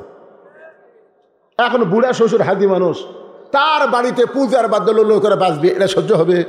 কথা কান, এটা সহ্য হবে? বৌমা এই পূজার বাদ্য যেন না শুনি। ওই আবার ওইটা স্বামীর কানে কানে বলতেছে, তোমার বাপ বুড়া হয়ে পেঁচাল বেশি পড়ে। ওই বলতেছে, কি কর্ম রে, মরেও না, মরেও না। দেখেন তো এক বাড়ির থেকে বাইর করা যায় কিনা। মন খারাপ করে রাস্তা ঘুরতেছে। একজন বলে, কে ভাই মন খারাপ কেন? ভাই বুড়া বাপ মরে না রে, খালি চিল্লাচিল্লি করে। চিল্লাচিল্লি বন্ধ করার একটা পথ আছে। তো ভাই কি পথ? চিল্লাত পেটে দাও, চিল্লাত পেটে দাও, 3 চিল্লা দাও, 3 চিল্লা 120 দিন বাড়ি ঠান্ডা। আচ্ছা বুড়া বাপের কাছে কান দিচ্ছে, আব্বা শোনেন, বুড়া হয়ে গেছেন আব্বা, যে কোনো সময় মরে যাবেন, আল্লাহর পথে সময় দেন। বাপ ভাই কে আবার সেটা কি আবার চিল্লা বোঝেন না আব্বা? একে 3 চিল্লার টাকা দিয়েছে, বাপ 3 চিল্লার মতো চলে গেছে। রাসূল কইছে, সকাল সন্ধ্যায় বাপ মার মুখের দিকে রহমতের নজর, ভালোবাসা নজর দিয়ে একবার তাকা, তোর আমল নামা একটা হজের সওয়াব হবে। জোরে করে সুবহানাল্লাহ। সেই বাপকে বাড়ির থেকে চিল্লাত পাঠাচ্ছে, চিল্লাত। আল্লাহর বান্দার একটু মনোযোগ দিয়ে শুনবেন। বাবা যদি খাঁচায় বন্দি থাকে, প্রকৃত সন্তান তো এমন কথাই বলবে। বাবা যদি কষ্টে থাকে তাহলে সন্তানদের কলিজার মধ্যে আগুন জ্বলবে, জোরে কোন কি জ্বলবে? কিন্তু আপনার বইয়ের কারণে আজকে আপনার বাবার অবস্থা কি? একবার কি খেয়াল করে দেখছেন? আপনার বইয়ের কারণে আপনার বাবার অবস্থাটা কি হয়েছে? আপনি তো বইয়ের কথা মতো ওঠা বসা করতেছেন। ওমর ফারুক দূরে দাঁড়িয়ে মুচকি মুচকি হাসতেছে। বেদিন সাহাবী এভাবে সন্তানকে ডাকতেছে, আয় আয় আয়। কি হয়েছে? কাছে আয়, কাছিল্লাস কে? তুই নাম শোনা সাইজ করবো? যে আমাকে কারাগারে বন্দি করছে তার নাম হলো হযরত ওমর। তিনি হচ্ছেন আমাদের খলিফা, আমিরুল মুমিনিন হযরত ওমর। জোরে কোন সুবহানাল্লাহ। যে নামটা শুনেছে সঙ্গে সঙ্গে ছোট্ট বাচ্চা জেলখানার দরজায় বসে কান্না শুরু করেছে। বাপ বলে, নাম শুনে কান্দিস কেন? বলে, বাবা এই মানুষটাকে নিয়ে তো আপনি বহু গল্প আমারে শুনাইছেন। ছোট বাচ্চারা যখন দুষ্টামি করে, ছোট বাচ্চারা যখন দৌড়াদৌড়ি করে, তাদেরকে শান্ত যদি করবার চান তাহলে একটা মহামানবের জীবনী শোনান লাগবে। ধরে কোন ঠিক কি না? ভাই পিছনে কি গল্প ধরলেন, শোনান চান? এই মহামানব বোঝেন আপনারা? মহামানব বোঝেন না? একটা ভালো মানুষের জীবনে শোনার লাগবে। বাবা, যে উমর আপনাকে কারাগারে বন্দি করছে, সে উমর সম্পর্কে আপনি তো অনেক গল্প করেছেন। একদিন বেদুইন সাহাবী তার সন্তানকে কোলের মধ্যে নিয়ে বলতেছে, আল্লাহ আমাদেরকে ভাগ্যগুণে একটা আমির দিয়েছে, তার জীবনের একটা গল্প শোনো। এখন ছেলে বলতেছে, বাবা কি গল্প? বেদুইন সাহাবী বলতেছে, হযরত ওমর দুনিয়ার সব মানুষ যখন ঘুম পাড়ে তখন হযরত ওমর ঘুম পাড়ে না। তিনি একা একা মানুষের দুঃখ কষ্ট নিজের চোখে দেখার জন্যে রাস্তা দিয়ে চলতেছে। হঠাৎ ঘরের মধ্যে থেকে আওয়াজ আসতেছে। উমর ফারুক একটু কান লাগালেন, দেখি কি আওয়াজ হয়। মা তার মেয়েকে বলতেছে, দুধের মধ্যে পানি দে, দুধের মধ্যে পানি দে, 500 দুধ 100 পানি 600 বিক্রি করব। মেয়েটা বলতেছে, মা উমর ফারুক আল্লাহর কোরআন দিয়ে রাষ্ট্র চালায়, আর রাশি আল মুরতাশি কিলাহুমা ফিন্নার। এই দুধের মধ্যে পানি দেওয়া যাবে না, এই দুধের মধ্যে পানি দেওয়া যাবে না। মা বলতেছে, উমর আল্লাহর আইন দিয়ে রাষ্ট্র চালায়, উমর ঘুম পাড়তেছে, এখন দুধের মধ্যে পানি দিলে কে বুঝবার পারবে? মেয়েটা চিল্লায় বলে, মা আল্লাহর কোরআনের আইন চালু করে উমর ঘুম পাড়তে পারে, কিন্তু কোরআনের মালিক আল্লাহ কিন্তু ঘুমাই না। কেউ না দেখলে কে দেখে? এই কথা শোনার পরে হযরত ওমর মারছে দৌড়, এক দৌড়ে বাড়ির দরজায়। আব্দুল্লাহর মা, যেই কথা আব্দুল্লাহর মা, সঙ্গে সঙ্গে দরজা খোলা। ওমর ফারুক ফোন করছে, কে রে? আমি সন্ধ্যার সময় এসার পরে বাড়ির থেকে বার হই, তাহাজ্জুদের সময় না হলে আমি আসি না। তাহলে তোমাকে আব্দুল্লাহর মা বলতে দরজা খুললা কেমনে? বউ বলতেছে, চোর ধরা পড়ছে। বলে, চোর ধরা পড়ছে মানে? আমি সারা জীবন, আপনি যতদিন হলে রাত্রে মানুষের দুঃখ কষ্ট দেখেন, আল্লাহ শপথ করে বলতেছে, আমি কোনোদিন বিছনায় ঘুমাই না, আমি দরজার কাছে দাঁড়িয়ে থাকি আর আল্লাহর কাছে বলে, আল্লাহ আমার স্বামীকে তোমার হেফাজতে পাঠায় দিলাম, দুনিয়ার সমস্ত শত্রু থেকে আমার স্বামীকে মুক্ত করো। আমার স্বামী ঘুরে ঘুরে মানুষের দুঃখ কষ্ট দেখবে আর আমি আরামের ঘুম দিব, এমন বিবে আমি না। আমি সবসময় দরজায় দাঁড়িয়ে থাকি, আপনি আসা মাত্র দরজা খুলে দেওয়ার জন্যে। ওমর ফারুক বউকে বুকের মধ্যে নিয়ে কপালের মাঝখানে একটা চুমা দিলেন। আল্লাহ রাসূল বলেছেন, তোমার বিবির 2 ভুরুর মাঝখানে তুমি যদি একটা চুমা দাও, তোমার আমল নামায় একটা ওমরা হজের সওয়াব আল্লাহ দিয়া দিবে। সুবহানাল্লাহ, ধরে কর। এই দেখেন, এই হুজুর, এই হুজুর, তুই কি আছে রে বাবা? বস তো। কি আপনার কি বিরক্ত হচ্ছে? এই যে দেখেন, আমার দিকে দেখেন, এই যে 2 ভুরুর মাঝখানে, এই ভুরুর মাঝখানে মিডল পয়েন্টে একটু শব্দ করবেন, একটু শব্দ করে যদি একটা চুমা দিবার পারেন, আপনার বইয়ের 2 ভুরুর মাঝখানে আপনার আমল নামায় আল্লাহ একটা ওমরা হজের সওয়াব দিবে। ওমরা হজের সওয়াব। আমি বহু হুজুর বলছি, কে ভাই আপনার বইয়ের ভুরু দেখছেন কোন দিকে? না হুজুর, দেখার টাইম পাইনি। তার মানে চুমাই দেয়নি, কারণ চুমা দিবার গেলে দেখে পাবি না।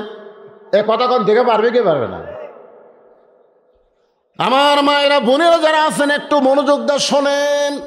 ওমর ফারুক তার বিবিকে বলতে, বিবি গো, আব্দুল্লাহর বউ পাওয়া গেছে।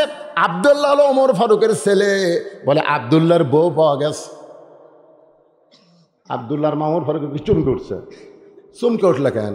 আমি তো জানি আপনি রাতের অন্ধকারে মানুষের দুঃখ কষ্ট দেখবার চান, আপনি যে বেটার বউ খুঁজবার চান, এইটা তো আমি জানি না।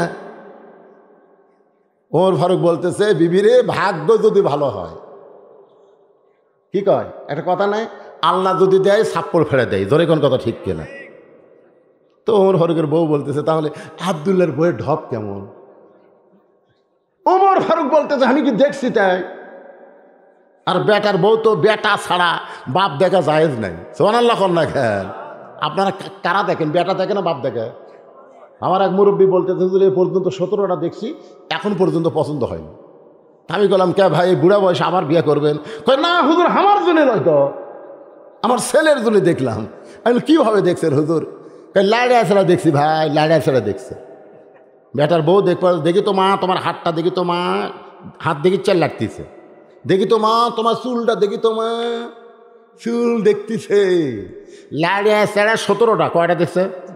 ওই দেখতে দেখতে লুচ্চা হয়ে গেছে। ওই আর বেটাকে বিয়ে করার পারবি রে, আরো 30টা লাড়বি। হাসতেছেন। উমর ফারুককে বেটার বউ দেখেছে, এ ধরে কোন দেখছে? দেখা চলবে না, দেখা চলবে না, কারণ বিয়ের আগে বেটার জন্যও যা, বাপের জন্যও তাই। তাহলে আপনি বুড়া কেমনে দেখবার যান? ওটা কি আপনার বেটার বউ হসে নাকি? বউ হসে?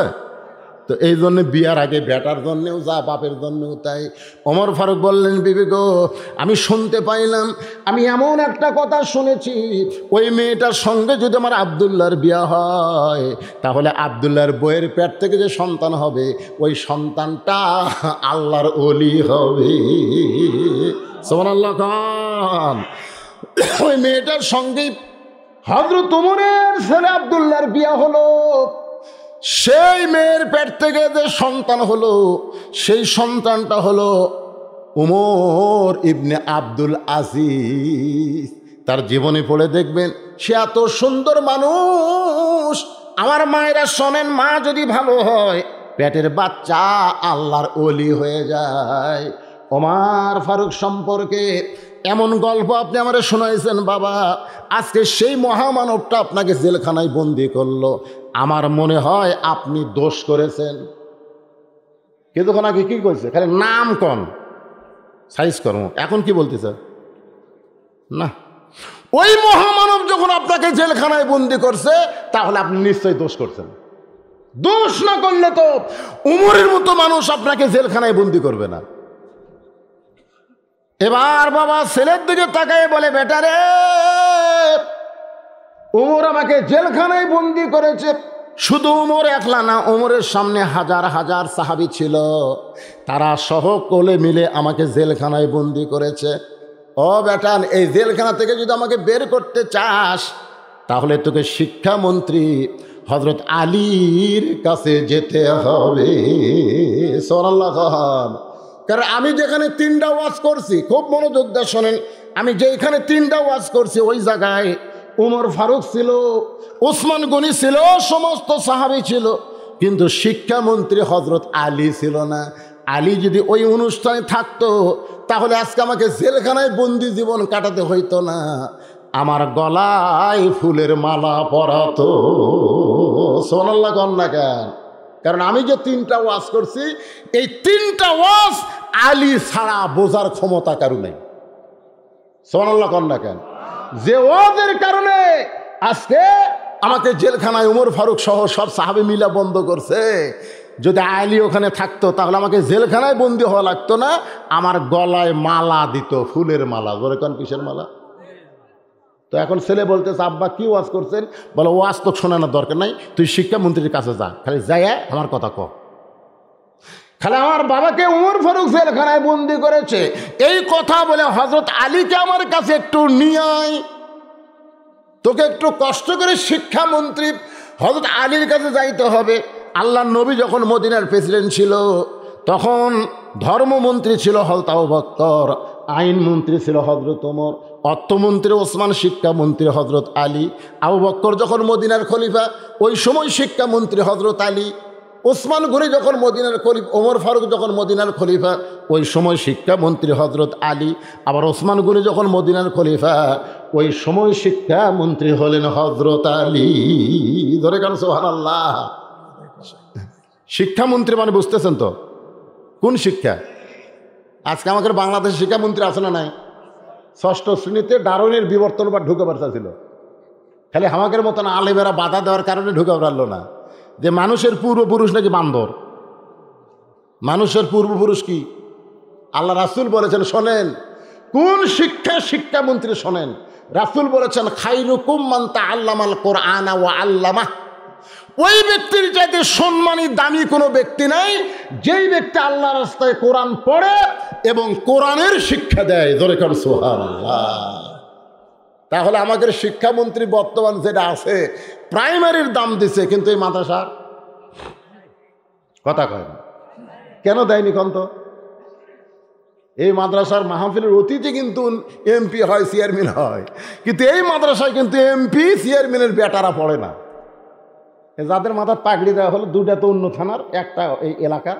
খোঁজলে দেখেন, এলাকারটারই খোঁজলে দেখেন, এর বাপের অবস্থা খুব একটা ভালো নয়, গরিব মানুষ নয়। আজকে আমরা যদি ধনী মানুষের সন্তান হতাম, বুঝলেন, আজকে মসজিদের সব ইমাম গরিব। দেখেন সব জিনিসের দাম বাড়িছে, ইমামের দাম বাড়েনি। বাড়ছে? যখন সোয়াবিন তেল 80 টাকা ছিল তখন ইমামের বেতন 5,000, এখন 200 টাকার কাছে 5,000। যখন গরুর গোস্ত 400 টাকা তখন ইমামের বেতন 5,000, এখন 700 টাকার কাছে তাও 5,000। সব জিনিসের দাম বাড়লো, কিন্তু ইমামের দাম বাড়লো না, মুয়াজ্জিনের দাম বাড়লো না। কারণ গরিব মানুষের চল যদি কথা এই চাকরি না যাক, এই জন্য গরিবের সওয়াল থেকে মুখ বন্ধ। এই মাদ্রাসার যারা চাকরি করতেছে এর বেতনের খবর কি মালিক ভাই? এই মাদ্রাসার যারা আছে বেতন বাড়াচ্ছেন, জিনিসপত্রের দাম তো বাড়লো, বাড়াচ্ছেন, ওই কুটি চলে যাচ্ছে। যে ও যারা দেখতেছেন ওদের ঘুরতেছে, ওরা ঘোরা পেটে ভাই চলে যাবে, এখন যাবে, যেই কম দেন টাকা দেন তখনই চলে যাবে। আমি একটা লোককে ওটা দেখিনি, যারা লোক তারা উঠছে একটা, পেশাব করার জন্য 2-1টা, এরা তো লোকই নয়, এরা লোক দেয়, এরা বাপের পকেট মেরা খায়। ওরা মাদ্রাসার দান করবে, ওরা 10টা টাকা পেলে নেট কিনে, ইন্টারনেট কিনে, ধরে কোন কথা ঠিক কিনা? এরা ফ্রি ফায়ার পাবজি খেলে এই করতেছে। এরা লোক, এইরকম অলোক উঠে গেলে তো আমার কোনো সমস্যা নাই। যে কয়টা জনগণ লোক তারা সব ঠিক আছে। কে বাবু মুরব্বী তুমি আর উঠলে কেন বাজার? শোনেন, অত্যন্ত গুরুত্বপূর্ণ বিষয়। যদি আমাকে জেলখানা থেকে বার করবার চাও তাহলে শিক্ষামন্ত্রী হযরত আলীর কাছে যাও। কার কাছে? এখন বলতেছে বাবা শিক্ষামন্ত্রী হযরত আলীর বাড়ি কোন জায়গায়? বাড়িটার সদর দপ্তরে কি আমি ঢুকতে পারবো? যদি প্রোটোকল মেনটেন করতে হয় একটা এমপির কাছে গেলে চামচা করে খাজনা দিয়ে যাওয়া লাগে, জোরে কোন কথা ঠিক কিনা? তাহলে শিক্ষামন্ত্রী মানে কতটুকু জায়গার শিক্ষামন্ত্রী? বাংলাদেশের মতন 96টা দেশের শিক্ষামন্ত্রী। এইদিকে যা, এইদিকে গেলে পাবি, যা। বাপের কথা মতো ছোট্ট বাচ্চা হযরত আলীর বাড়ির দরজায় গিয়ে দেখে দুইটা যুবক দাঁড়িয়ে আছে, 2 জন দাঁড়িয়ে আছে। একজনের নাম হল হাসান আর একজনের নাম হইল হোসাইন। ছোট্ট বাচ্চা বলতেছে আপনারা কে গো, আপনাদের নাম কি? বলে আমাদের নাম হলো হাসান হোসাইন। তাহলে এটাই তো শিক্ষামন্ত্রীর বাড়ি। আমি একটু শিক্ষামন্ত্রীর কাছে এসেছি। এই কথা শোনার সঙ্গে সঙ্গে হযরত আলী ঘর থেকে বের হয়ে বললেন বাবা তুমি ছোট্ট মানুষ, তোমার শিক্ষামন্ত্রীর দরকার কি? বলে আমার দরকার না, আমার বাবার দরকার। আমার বাবাকে হযরত ওমর জেলখানায় বন্দি করেছে 3টা ওয়াজ করার কারণে। এখন কি ওয়াজ আমার বাবা করলো আর তাকে জেলখানায় বন্দি করলো? আপনি নাকি ওই অনুষ্ঠানে ছিলেন না, আপনি যদি থাকতেন তাহলে জেলখানায় বন্দি করতো না, আমার বাবার গলায় ফুলের মালা পরায়া দিত। এখন কষ্ট করে আপনাকে আমার বাবার কাছে জেলখানায় যাওয়া লাগবে। হযরত আলী শিক্ষামন্ত্রী ওই ছেলের হাত ধরে জেলখানার দরজায় বেদিন সাহাবীকে লক্ষ্য করে বলে কি ওয়াজ করেছো ভাই? বলে 1 নম্বর ওয়াজ হলো ইন্নী উহিব্বুল ফিতনা, আমি ফিতনাকে মহব্বত করি। 2 নম্বর ওয়াজ হলো আশহাদু মা লাম আরা, আমি না দেখা জিনিসের সাক্ষী মারি। আমার 3 নম্বর ওয়াজ হলো ইকরাহুল হক, আমি হককে পছন্দ করি না। সঙ্গে সঙ্গে হযরত আলী আল্লাহু আকবার, আল্লাহু আকবার, এত সুন্দর দামি ওয়াজ করার পরেও তোমাকে জেলখানায় বন্দি করেছে, কোনো চিন্তা করো না, আমি আলী তোমাকে জেলখানা থেকে বের করব ইনশাআল্লাহ। ওমর সহ সব সাহাবী মিলে জেলখানায় বন্দি করলো, আর হযরত আলী তাকে জেলখানা থেকে বের করবে ইনশাআল্লাহ। এটা কি দিয়ে? তর্ক দিয়ে না, যুক্তি দিয়ে না, কোরআন দিয়ে। সেই কোরআন যে কোরআন কাছে থাকলে সব সমস্যার সমাধান দিতে পারে আল কোরআন। আজকে সেই কোরআনের মাদ্রাসা, কোরআনের মাহফিল। ভাই সুলতান মাহমুদ গজনবীর সুলতান রাস্তা দিয়ে প্রধানমন্ত্রী নিয়ে যাচ্ছেন। প্রধানমন্ত্রী বলতেছে জাহাপনা আমার বিদ্যা বুদ্ধি না থাকলে আপনি আমাকে এই পদ দিতেন। তখন সুলতান মাহমুদ বলতেছে এই তোর এতই যখন বুদ্ধি প্রধানমন্ত্রী, ওই পুকুরের মধ্যে কয় গিলাস পানি হবে ক? প্রধানমন্ত্রী কয় এটা একটা প্রশ্ন হলো, পুকুরের পানি কোনোদিন গিলাস দামা হওয়া যায়? এমন সময় সুলতান মাহমুদ দেখে ছোট্ট একটা মাদ্রাসার বাচ্চা এরকম কোরআন সে বুকের মধ্যে নিয়ে খুব জোরে জোরে যাচ্ছে। ডাক দিচ্ছে, আসসালামু আলাইকুম, আমার মাদ্রাসা যাওয়া লাগবে, দেরি হয়ে যাচ্ছে। বলে আচ্ছা দেরি হোক, ওই পুকুরে কয় গ্লাস পানি একটু বলতে পারবা? ওই কোরআনে সুমাতে বলতেছে। এটা একটা প্রশ্ন হলো। প্রধানমন্ত্রীকে, এই ফুসকে, এই প্রশ্ন বুঝেছিস? ওই পুকুরে কয় গ্লাস পানি হবে দুনিয়ার কে বলতে পারবে রে? ছোট্ট বাচ্চা বলতেছে কোরআনের জ্ঞান যাদের মধ্যে আছে তারা বলবার পারবে। গিলাসটা যদি পুকুরের সমান হয় তাহলে 1 গিলাস, আর অর্ধেক হলে 2 গিলাস, 4 ভাগের 1 ভাগ হলে 4 গিলাস। এখন গিলাস কত বড় হবে? 1 গিলাস বানান। সুলতান মাহমুদ দৌড়ে গিয়ে বলতেছে, আল্লাহ তোমার রাসূল বলেছে খায়রুকুম মান তাআল্লামাল কুরআন ওয়া আল্লামা, এই কোরআনের জ্ঞান যার মধ্যে থাকবে তার মতো জ্ঞানী কেউ হবে না। তা আপনাদের ছোট বাচ্চার হাতে এই কোরআন শরীফ তুলে দেওয়ার দরকার আছে না নাই? কারা কারা তুলে দিবেন? আল্লাহকে একটু হাত দেখেন ভাই, আল্লাহ দেখেন ভাই রে, আল্লাহ দেখেন। হাত তুলবেন না, লুলে হবে রে হাত। কে রে? মালিক ভাইয়ের কি ছেলে আছে? তাও হাত তুলছে, কারণ কি? ছেলে পারেনি লাতিক দিবে, লাতিক পারেনি লাতির বেটাক দিবে। জোরে করে কথা ঠিক কিনা? নিয়ত করেন হাত তুলে, লিল্লাহি তাকবীর। হাত নামান। এই কোরআন শরীফ বাচ্চার হাতে দিবার গেলে এই মাদ্রাসাগুলো টিকায় রাখতে হবে। ভাই আপনার একটু সামনে আসেন তো, যারা গেছে যাক। ও ভাই ওঠেন, এই সামনে আসেন, বাকি ওয়াজটা শোনেন। ভাই আসেন আসেন, সব সামনে, খালি ওঠেন আর এসে সামনে বসেন। 2 বছরে কোনো ব্যায়াম ধরবি না রে, ওটার জন্য 1 বছর, বসার জন্য 1 বছর, খালি ধাড়ি দিয়ে উঠবেন। এটা কোরআনের মাহফিল। এই কোরআনকে আল্লাহ যাবত রোগের ঔষধ হিসাবে নাজিল করেছে মুমিনদের জন্য। আসেন সামনে আসেন, আসেন সবাই সামনে আসেন। শরীরের মধ্যে যে ক্লেশ রয়েছে, একটু অলসতার সব দূর হয়ে যাবে। সামনে এসে বসেন। আসেন সবাই সামনে আসেন তো, উঠে আসেন, ওঠেন। স্ক্রু দিয়ে কি নাট আটকে দিতে নাকি? আসেন সামনে আসেন, আসেন। আল্লাহ রাস্তা জিকির করেন আর সামনে আসেন। লা ইলাহা ইল্লাল্লাহ, লা ইলাহা ইল্লাল্লাহ। আল্লাহ তোমার বান্দা মুসাম্মাদ, বান্দি মুসাম্মাদ ফতেজা এক, এই যে ফতেজা 1000 টাকা নগদ, সে টাকা কোটি এর স্লিপের নগদগুলো টাকার সাথে দেওয়া লাগবে। নাম হলো মোহাম্মদ সফুরা, 200 টাকা নগদ দান করেছে। আল্লাহ দানকে কবুল করেন। নাম হলো আঙ্গুর, 1000 টাকা ওয়াদা, এটা বাকি ওয়াদা করছে, 1000 টাকা আল্লাহ কবুল করেন। রোকসানা 500 টাকা ওয়াদা করছে, আল্লাহ কবুল করেন। শাহাদত স্কুল পাড়া 500 টাকা দান করেছে, আল্লাহ কবুল করেন। রোকেয়া, আয় আল্লাহ 500 টাকা নগদ। এই নগদের টাকা কোথায়? আপনার যদি পান তো আমার আপত্তি নাই, আর যদি কারো পকেটত যায় মেয়ে মানুষের টাকা উঠি গেল। দেলোয়ার বালু ভরা 500 টাকা বাকি দান করেছে, আল্লাহ তার দানকে কবুল করেন। আল্লাহুম্মা আমিন। নাম হলো মানুষ আসার মা, 500 টাকা রে কি লগত না বাকি তা লাগেনি। আল্লাহ 500 টাকা দান করেছে। আহাদ আলী 500 টাকা বাকি, আল্লাহ দানকে কবুল করেন। কালাম 20 কেজি ধান দান করেছে, আল্লাহ কবুল করেন। সালাম 20 কেজি ধান দান করেছে, আল্লাহ কবুল করেন। রেণুকা বাকি 500 টাকা, আল্লাহ দানকে কবুল করেন। মোহাম্মদ আসাদ 500 টাকা নগদ করছে দান, এরকম টাকা সহ স্লিপ দিয়েছে, এটা হলো নগদ। 500 টাকা দান করেছে, আল্লাহ তার দান কবুল করেন। মোহাম্মদ সুরজ লক্ষণপুর 2000 টাকা দান করেছে, আল্লাহ সুরজের দানকে আল্লাহ কবুল করেন। রাশিদুল সোনারপাড়া 500 টাকা বাকি দান করেছে। ইসলাম হোসেন 500 টাকা দেওয়ানপাড়া থেকে দান করছে, আল্লাহ কবুল করেন। মোহাম্মদ সেকেন্দার 1000 টাকা বাকি দান করেছে, আল্লাহ কবুল করেন। আলতাফ হোসেন সোনারপাড়া 20 কেজি ধান দান করেছে, আল্লাহ কবুল করেন। মামুনুর রশিদ খামারাতিতা 40 কেজি ধান করছে দান, আল্লাহ দানকে কবুল করেন, আমাদের মধ্যে বরকত দিবেন। মোহাম্মদ রনি লক্ষণপুর 1000 টাকা বাকি দান করেছে, আল্লাহ কবুল করেন। আব্দুর রাজ্জাক বাসারি গ্রাম 20 কেজি ধান দান করেছে, আল্লাহ কবুল করেন। মোস্তাকিম খামারাতিতা 10 কেজি ধান করছে দান, আল্লাহ কবুল করেন। রাজু পিতা হিটলার, পিতার নাম হিটলার খাঁ, চিনেন? হেলা রাজু চিনেন?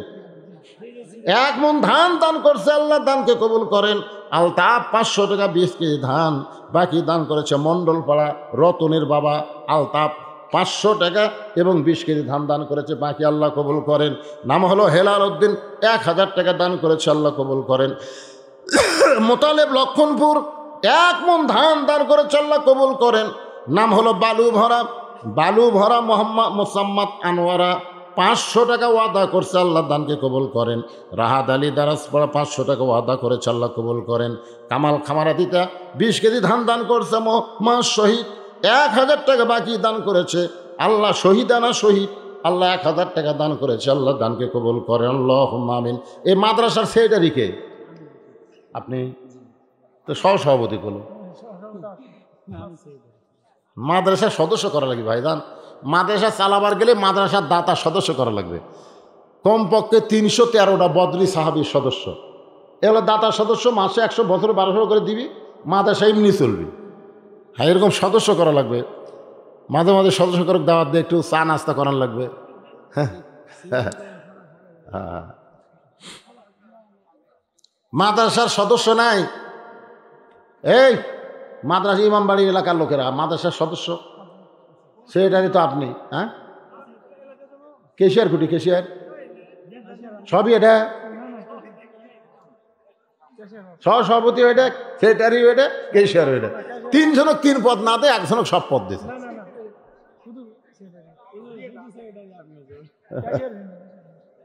বেটা দুটা মুসারিছে, বুঝতেছেন না? সবসময় কয় হুজুর দোয়া করুন, আমরা প্রাণ ভরে দোয়া করবো মুসাইসের জন্য। সুবহানাল্লাহ না খেন, 2 নবীর নামে নাম রাখছে সন্তানের। আল্লাহ সমস্ত বিপদ আপদ মুসিবত থেকে সন্তানগুলোকে আল্লাহ হেফাজত করেন, মাকে হেফাজত করেন, বাপকে হেফাজত করেন। জোরে করেন আমিন।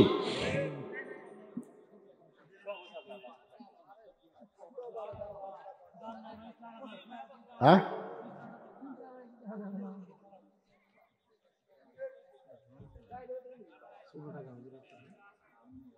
100 টাকা নগদ দান করেছে। আল্লাহ দানকে কবুল করেন, আল্লাহুম্মা আমিন। যাক, আমার আব্দুল মালিক ভাই আছে, মাদ্রাসার দিকে অবশ্যই তার পুরা নজর আছে আলহামদুলিল্লাহ। আপনার একটু অংশগ্রহণ করলেন আর কি, যা পারলেন। এই দিয়ে মাদ্রাসা চলবে, 1 মাসই চলবে না। যা আদায় হচ্ছে 12 মাসের 1 মাসই চলান কঠিন। কারণ আমি তো মাদ্রাসা আছে, আমি এবার একটা মহিলা মাদ্রাসা করছি আবার। হ্যাঁ, আগে আছে ছেলেদের মাদ্রাসা ইতিমখানা, আমার ভাই গেছিল ওখানে। এখন আবার মহিলা মাদ্রাসা একটা করছি মেয়েদের শিক্ষার জন্যে। তো এগুলা কারু কাছ থেকে আদায় করি না, করবার গেলেই বিপদ। দেয় না তো, 10 টাকা দিবি, তার 14 কথা কবি। লা ইলাহা ইল্লাল্লাহ, লা ইলাহা ইল্লাল্লাহু মুহাম্মাদুর রাসূলুল্লাহ সাল্লাল্লাহু আলাইহি সাল্লাম। হযরত আলী ছোট বাচ্চাকে সঙ্গে করে ওমর ফারুকের দরবারে, এই ছোট বাচ্চাকে সঙ্গে করে ওমর ফারুকের দরবারে, ছোট বাচ্চা তাকায় দেখে মেম্বরে যে মানুষটা বসে আছে, সুবহানাল্লাহ কোন, এক দৌড়ে গিয়া ওমর ফারুকের কপালে একটা চুমা খায়, ওমর ফারুকের গালে মুখে চুমা খায়। আলী চিন্তায় পড়ে গেল, যেই মানুষটা তার বাবাকে কারাগারে বন্দি করেছে আর তার কপালে এই বাচ্চা চুমা খায়। চুমা খাওয়ার পরে বলতেছে, আপনি তো সেই মানুষ, রাতের বেলা আমাকে কান্দে করে বাবার কারাগারের দরজা পর্যন্ত এনে দিয়েছেন। আপনি তো সেই মানুষ, আমার বাবার দরদ নিয়ে আমার কাছে খাবার নিয়ে গেছিলেন। আপনি তো সেই মানুষ। জোরে কোন সুবহানাল্লাহ। কিন্তু এটাই যে হযরত ওমর, তা তো আর জানে না। ওমর জানলে কি আর কান্দে উঠতো? জোরে কোন কান্দে উঠতো মহামানব। আপনি তো সেই মানুষ।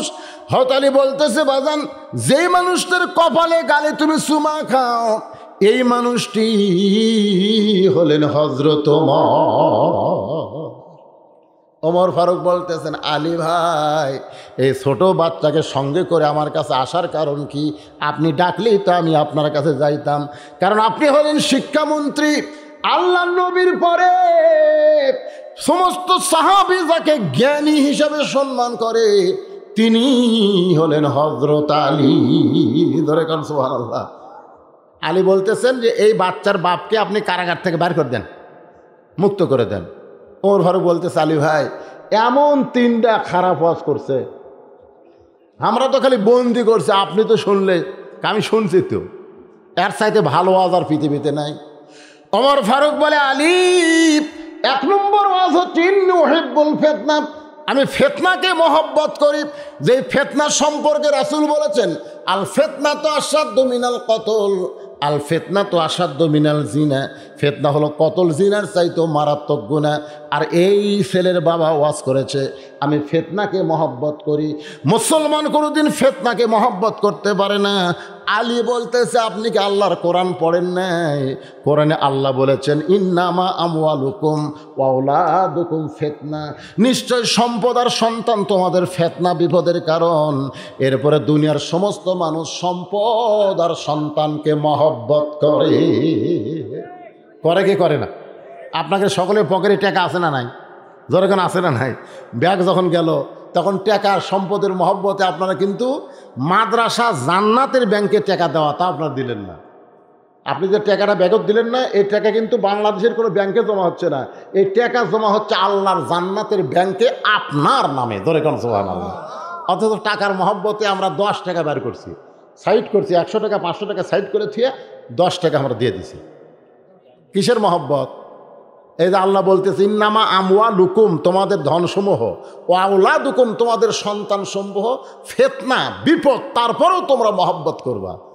এই সন্তানগুলো যারা নামাজ পড়ে না, দেখবেন খাওয়ার সময় বাপ কিন্তু ডাকতেছে, আব্দুল্লাহ আয় আয় ভাত খাই, আয় আয় আয়। দুপুরে খাওয়ার সময় বাপ ডাকতেছে বেটা, অথচ জোহরে নামাজের সময় ডাকেনি। নামাজের সময় তো ডাকে না, আব্দুল্লাহ আয় মসজিদে যাই, মসজিদে যাওয়ার সময় ডাকেনি, খাওয়ার সময় ডাকতেছে। তাহলে যে সন্তানকে বাপ নামাজের সময় ডাকে না, খাওয়ার সময় ডাকে, ওই কি রহমত না বিপদ? কথা কয় না, রহমত না বিপদ? বিপদ মানে ফিতনা। তাহলে ফিতনাকে মহব্বত করে। এই কারণে লোকটা বলেছে আমি ফিতনাকে মহব্বত করি। ওমর ফারুক বলতেছে আলী ভাই আমরা বুঝবার পারি নাই, 2 নম্বর ওয়াজ করেছে আশহাদু মালাম আরা, আমি না দেখা জিনিসের সাক্ষী মারি, না দেখে কি কোনোদিন সাক্ষী দেওয়া যায়? আলী বলতেছে আপনিও দিয়েছেন, আমিও দিছি, দুনিয়ার সমস্ত মুসলমান না দেখা সাক্ষী দেয়। ওমর ফারুক বলে না দেখে আমরা কি সাক্ষী দিলাম?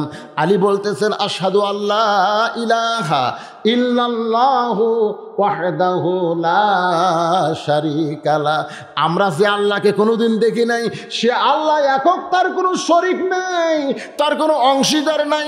আমরা না দেখে আশহাদু মানে আমি সাক্ষী দেই। যারা কোন কথা ঠিক কি না? আপনারা বলেন তো আমরা কি আল্লাহ দেখছি তারপরে সাক্ষী দেই কি দেই না? যখন নামাজ পড়তে আত্তাহিয়াতুর মধ্যে আশহাদু আল্লাহ ইলাহা ইল্লাল্লাহ, আশহাদু আল্লাহ, আপনারা আঙ্গুল তুলেন না, আশহাদু আল্লাহ ইলাহা, তার মানে কি এক আল্লাহর সাক্ষী দেই। ওমর ফারুক বলতেছে আলী রে এই ওয়াজ তো আমরা বুঝবার পারি নাই। 3 নম্বর ওয়াজ করেছে ইকরাহুল হক, আমি হককে পছন্দ করি না, অথচ আল্লাহ কোরআনে বলেছেন ওয়াতাওয়াসাউ বিল হক, হকের কথা বলতে হবে, হক পথে চলা লাগবে। আর এই ছেলের বাবা বলেছে আমি হককে পছন্দ করি না। আলী বলতেছেন ঠিকই তো বলেছে, কারণ দুনিয়ার কোনো মানুষ তো হক পছন্দ করে না। বলে এইটা আবার কোন হক? আলী বলতেছেন জাত সাকারাতুল মাউত হক, প্রত্যেকটা মানুষের জীবনে মৃত্যু হক, মৃত্যুর চাইতে সত্য কিছু নাই। এরপরে দুনিয়ার কোনো মানুষ মৃত্যুকে পছন্দ করে না। একজন বলতেছে আল্লাহ তুমি হক চোখে দেখো না, আমি আর বাঁচবার চাই না আল্লাহ। তখন আজরাইল আসছে, আসে বলতেছে ভাই তুই তো বাঁচবার চাস না, আল্লাহ বলে তো দেখবার পায় না, তা আমি আসছি। না রে ভাই আমি আল্লাহ বলতেছি চোখে দেখে পাইছি না আল্লাহ, আমি আর বাঁচবার চাই না, 2 মন বস্তা আমি কেমনে তোনো ভাই, তা আমার এর কান্দর তুলে দিত। আজরাইলকে বলতে তার কান্দর তুলে দে, আমি কি মরার জন্য ডাকছি, তাই এ বস্তা কান্দর তুলে পারতিস। এখন স্বামীর হতে ক্যান্সার, 1 মাস পরে মরবি, বউ দেখালে কান দিচ্ছে আর কপালত হাত মারতেছে, আরে আমার হায়াত যদি আল্লাহ তোমাকে দিত আর তোমার মৃত্যু যদি আমাকে দিত, বাঁচবার চাই না, যার স্বামী মরে যাবি তার বেঁচে লাভ কি? আল্লাহ আমার হায়াত আমার স্বামীকে দেওয়া। আল্লাহ স্বামী খালি কান দেওয়ার কয় রে তোর মতন বউ পাওয়া হলে ভাগ করবে আবার রে, না আমি মরে যাবো, আমি বাঁচা কি করবো, আপনি বাঁচেন। একেবারে স্বামী স্ত্রী এক ঘরে ঘুমাইছে, ওই বাড়িতে একটা আইডিয়া গরু আসছিল, জোরে কন কি গরু? আইডিয়া গরু। রাত্রে দড়ি ছিঁড়া খাবার খুঁজতেছে, কিন্তু দরজা বন্ধ, খাবার বাড়িতে নাই। একটা সিলভারের পাতিল বারান্দা, আইডিয়া পাতিলের কাছে যায় থেকে তলাত চিটালালি, কিন্তু মুখ চোখ দেখা পায়, কিন্তু মুখ হাতত পায় না। চিটালালি জিবাতেও হাতত পায় না। জোর করে যখন চিটালালি খাবার গেছে, পাল্লার মধ্যে ওর চিকন ছোট শিং তো ঢুকে গেছে কান্দার মধ্যে। পাল্লার কান্দা বোঝেন না, কান্দার শিং আটকে গেছে। চিটালালি খাওয়া শেষ, কিন্তু মাথা, কিন্তু পাল্লার মাথা ছাড়ে না। আইডিয়া তো আর কিছু দেখবার পায় না, কোন ঘর যায়, গোয়াল ঘর বাদ দিয়ে স্বামী স্ত্রী যে ঘরে ঘুমাইছে এই ঘরে হো হো হো করে ঢুকছে। বউ চিল্লায় বলতেছে বাবা আজরাইল ওই যে ক্যান্সার রুগী বাবা। আমরা মানুষ কিন্তু 2 জন, আমি কিন্তু লই ওটা ওটা। স্বামী চিল্লায় কয়েকের কি আজরাইল আইছে তোমাকে দেখা দিলাম। তুই না দিনের বেলা কইলি আমার হায়াত আল্লাহ আপনাকে দেখ, আপনার মৃত্যু আমাকে দেখ। এটা মুখে বলা যায় গো, কিন্তু আসলে কেউ মরবার চায় না। জোরে কোন কথা ঠিক কি না? জাত সাকারাতুল মাউত হক, মৃত্যুর চাইতে সত্য কিছু নাই। এরপরে এই হককে আমরা কেউ পছন্দ করি না। লোকটা এই কারণেই ওই কথাটা বলেছে। সঙ্গে সঙ্গে ওমর ফারুক এক দৌড়ে গিয়ে দুই সাহাবীকে কারাগার থেকে বের করে বুকের মধ্যে নিয়ে বলতেছে, আলী যদি না থাকতো তাহলে আমরা সবাই হালাক হয়ে যেতাম, ধ্বংস হয়ে যেতাম। আজকের আলোচনার ভিতর দিয়ে পবিত্র কোরআনের খালি শাব্দিক অর্থ বুঝলে হবে না, এর তথ্যগত অর্থ আমাদের জানতে হবে। আল্লাহ বললেন এরাই হলো ধর্মের নামে সবচাইতে বড় মিথ্যাবাদী, ওরাই হলো সবচাইতে বড় মিথ্যাবাদী, যারা অনাথ এতিমকে আশ্রয় দেয় না। এই যে মাদ্রাসা, এই যে এতিমখানা, গরিবের সন্তান লেখাপড়া করে, এদেরকে যারা আশ্রয় দেয় না, টাকা পকেট ভরা গোলা ভরা ধান, এরা হলো সবচাইতে বড় মিথ্যাবাদী। ওরা গরিবদের ওলা ইয়াহুদ্দু তাআমিল মিসকিন, ওরা গরিবদের সামনে খাবার দেয় না, নিজে 6 তরকারি 7 তরকারিতে ভাত খায়, বাড়ির পাশে একটা গরিব 2 দিন হলে খায় নাই, অথচ ওই গরিবের দিকে ওরা খেয়াল নাই। আল্লাহ কোরআনে বলতেছেন এরাই হলো ধর্মের নামে মিথ্যাবাদী। কারণ আল্লাহ হলো সমস্ত সম্পদের মালিক, আমরা কিন্তু সম্পদের মালিক না। আল্লাহ আমাদেরকে দিয়েছে পরীক্ষা করার জন্যে। ধরে কোন ঠিক কি না? আমি তো মালিক, তোর পকরত দিছি, দেখি তুই কি করিস। আমার আল্লাহ কয় তোর লয়। আমি নিজের চোখে দেখছি, ওই যে কুন্দার হাট থেকে যখন আপনার বগুড়া আসবেন গোয়াহিল রোডে, ওই রোডে একটা অ্যাক্সিডেন্ট হয়েছে গাছের সাথে বেঁচে। ওর দেখবার গেলাম, যাদিকে একটা লোকের সবই ভালো আছে, আঙ্গুল নাই, মানে হাতত একটা সোনার আংটি আছিল, এই আংটি খুলবার যা ফোন পারেনি, আঙ্গুল কাটালে চলে গেছে। এই আংটি কিন্তু বহুবার দেখিছে রে, আংটি আমার রে, খালি মরিয়া দেখ কার। আজকে টাকা পয়সা সহায় সম্পত্তি সব থেকে যাচ্ছেন কার জন্যে রেখে যাচ্ছেন? নিজের জন্য কি করতেছেন? এই জন্য তো গায়ক তার গানের মধ্যে বলেছেন, কিন্তু সেদিন ডাক পড়িবে কবর মাঝে যাইতে, জোগাড় কিছু করছো বন্ধু তার মাঝে বিছাইতে, ডানে কবর বামে কবর, নিচে কবর আছে যে, ওপর দিকে ছায়া দেখো বাঁশের ছাউনি দিছে কে। যে কোনো সময় আমাদের মৃত্যুর ডাক আসবে। ধরে কোন কথা ঠিক কিনা? এই ডাক আসার আগেই আমরা এই মাদ্রাসার হিতাকাঙ্ক্ষী হই, কোরআনের মহব্বতের পাগল হই। যারা দিবার পারেন নাই আপনারা দিবেন ইনশাল্লাহ। আপনাদের সন্তানগুলোকে মাদ্রাসায় দিবেন ভাই, সবাই দিবেন রে, ধনী গরিব সবাই সন্তানকে কোরআন শরীফ শিক্ষা দিবেন। আপনি মরে গেলে রব্বির হামহুমা কামা রব্বায়ানি সাগীরা বলে চোখের কোনায় সামান্য পানি যদি আনতে পারে, সন্তানের কান্না বাবার, ওই আযাবুল কবরকে আল্লাহ জান্নাতের বাগান বানায় দিবে। হ্যাঁ, নিজের সন্তান কানলে আমার দা ভাড়াটিয়া কাম হবে না তো। নিজের সন্তান রব্বির হামহুমা কামা রব্বায়ানি সাগীরা। সবাই আস্তাগফিরুল্লাহ পড়েন। আস্তাগফিরুল্লাহ রব্বি মিন কুল্লি জামবি ওয়া তুবু ইলাইহি, লা হাওলা ওয়ালা কুওয়াতা ইল্লা বিল্লাহিল আলিয়্যিল আযীম। আল্লাহুম্মা আমিন। আল্লাহুম্মা আনতাস সালাম ওয়া মিনকাস সালাম, তাবারাকতা ইয়া যাল জালালি ওয়াল ইকরাম।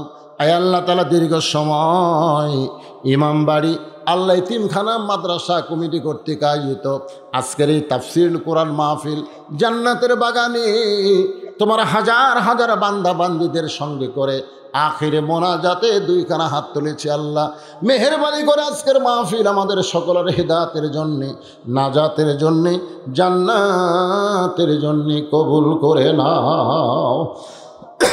আল্লাহ এই মাহফিলের শুরু থেকে শেষ পর্যন্ত যে আলোচনা হয়েছে আল্লাহর মধ্যে যদি ত্রুটি হয়, ভুল হয়, মাফ করে দাও। এর যা হাদিয়া মঞ্জুর করো সোনার মদিনায় নবী পাকের রওজা মুবারকে আল্লাহ কবুল করে নাও। তামাম আম্বিয়া কেরাম, আসহাবে কেরাম, তাবিঈন কেরাম, তাবা তাবিঈন কেরাম, তামাম পৃথিবীর মাটির নিচে যত মুমিন মুমিনাত শুয়ে আছে আল্লাহ সকলের আরওয়াহ পরে হাদিয়া কবুল করেন। আয় আল্লাহ তাআলা মাদ্রাসা আছে গোরস্থান, এই গোরস্থানে যাদের কবর হয়েছে আল্লাহ সব কবরগুলোকে জান্নাতের টুকরা কবুল করে নেন। এই মাদ্রাসাকে কিয়ামত পর্যন্ত কবুল করেন। এই মাদ্রাসার প্রতিষ্ঠাতা, মাদ্রাসার জায়গা দান করি। এই মাদ্রাসার সম্মানিত সভাপতি, মাদ্রাসার পরিচালক, মাদ্রাসার সেক্রেটারি, মাদ্রাসার ক্যাশিয়ার, মাদ্রাসার সদস্য, এই মাদ্রাসা কমিটি, মাদ্রাসার হিতাকাঙ্ক্ষী, মাদ্রাসার দাতা, সকলকেই মাদ্রাসার ওসিলায় আল্লাহ জান্নাতি কবুল করে নেন। আজকে যারা নগদে বাকিতে দান করেছে আল্লাহ সকলের দানকে কবুল করেন। আমার মা বোনদের দানগুলো আল্লাহ আপনি কবুল করে নেন। আমরা যারা হাত তুলেছি আমাদের মধ্যে আমাদের জনম দুকুনি মা যাদের কবরে গেছে আল্লাহ মায়ের কবর জান্নাতের টুকরা বানান। আমি সহ আমরা যারা বাবা হারেতিম হয়ে গেছি আল্লাহ মেহেরবানি করে বাবার কবরকে জান্নাতের টুকরা বানিয়ে দেন। আমার আব্দুল মালিক ভাইকে কবুল করেন, তার বড় ভাই আব্দুল খালেক দুনিয়াতে নাই, তার কবরকে আল্লাহ জান্নাত বানিয়ে দেন। মাদ্রাসার সেক্রেটারি বারবার আমাকে বলে হুজুর আমার দুইটা ছেলে সন্তান তারা পেটের মধ্যেই মৃত্যুবরণ করেছিল, কিন্তু আল্লাহ তাআলা আবার তাদেরকে জীবিত করে আমার কোলে দিয়েছে। ঈসা মুসাকে আল্লাহ আপনি ভালো রাখেন, সুস্থ রাখেন, হায়াত দারাজ করেন, বাপ মার কলিজা ভরায় দেন গো আল্লাহ। আমি গুনাহগার বলে দোয়া ফিরায় দিয়েন না। এতগুলো মানুষের মধ্যে যার দুই কানাত পছন্দ হয় এই দুই হাতের ওসিলায় গোটা মাহফিলকে আল্লাহ আপনি কবুল করে নেন। আব্দুল মালিক ভাইয়ের ব্যবসা বাণিজ্যের মধ্যে আল্লাহ বরকত দিয়ে দেন। অনেক জায়গায় তিনি টাকা পয়সা দেন, জাকাতের টাকা দেন। আল্লাহ এরকম মানুষকে হায়াত দারাজ করেন আল্লাহ, তার বাপ মার কবরকে জান্নাতের টুকরা বানায় দেন আল্লাহ। কে কোন নিয়তে হাত তুলেছে আল্লাহ সকলের নেক নিয়ত নিকাশে কবুল করেন। আজকের মাহফিলের সম্মানিত প্রধান অতিথি আমার রফিক ভাইকে কবুল করেন, বিশেষ অতিথিদের আল্লাহ কবুল করেন, আমন্ত্রিত অতিথিদের কবুল করেন, আলেমুল আমাদের কবুল করেন, হাদিস সাহেবদের কবুল করেন, মুরব্বীদের কবুল করেন, যুবকদের কবুল করেন, পর্দার অন্তরালের মা বোনদেরকে আল্লাহ আপনি কবুল করেন, কচি কচি মাসুম বাচ্চাদের কবুল করেন, মাদ্রাসার মহতামিম, মাদ্রাসার উস্তাদ, মাদ্রাসার তালবে ইলম জাতের মাথায় পাগড়ি দেওয়া হলো আল্লাহ সকলকেই কবুল করেন। যারা পাগড়ি পেল আল্লাহ তাদের বাপ মায়ের মাথায় আল্লাহ জান্নাতের টুপি পরায় দেন আল্লাহ। সুবহান রাব্বিকা রাব্বিল ইজ্জাতি আম্মা ইয়াসিফুন ওয়া সালামুন আলাল মুরসালিন আলহামদুলিল্লাহি রাব্বিল আলামিন। ওয়া জাল আখিরাতি কালিমাতুন ইনদাল মাউতি লা ইলাহা ইল্লাল্লাহু মুহাম্মাদুর রাসূলুল্লাহ সাল্লাল্লাহু আলাইহি সাল্লাম। আসসালামু আলাইকুম ওয়া রাহমাতুল্লাহি ওয়া বারাকাতুহু।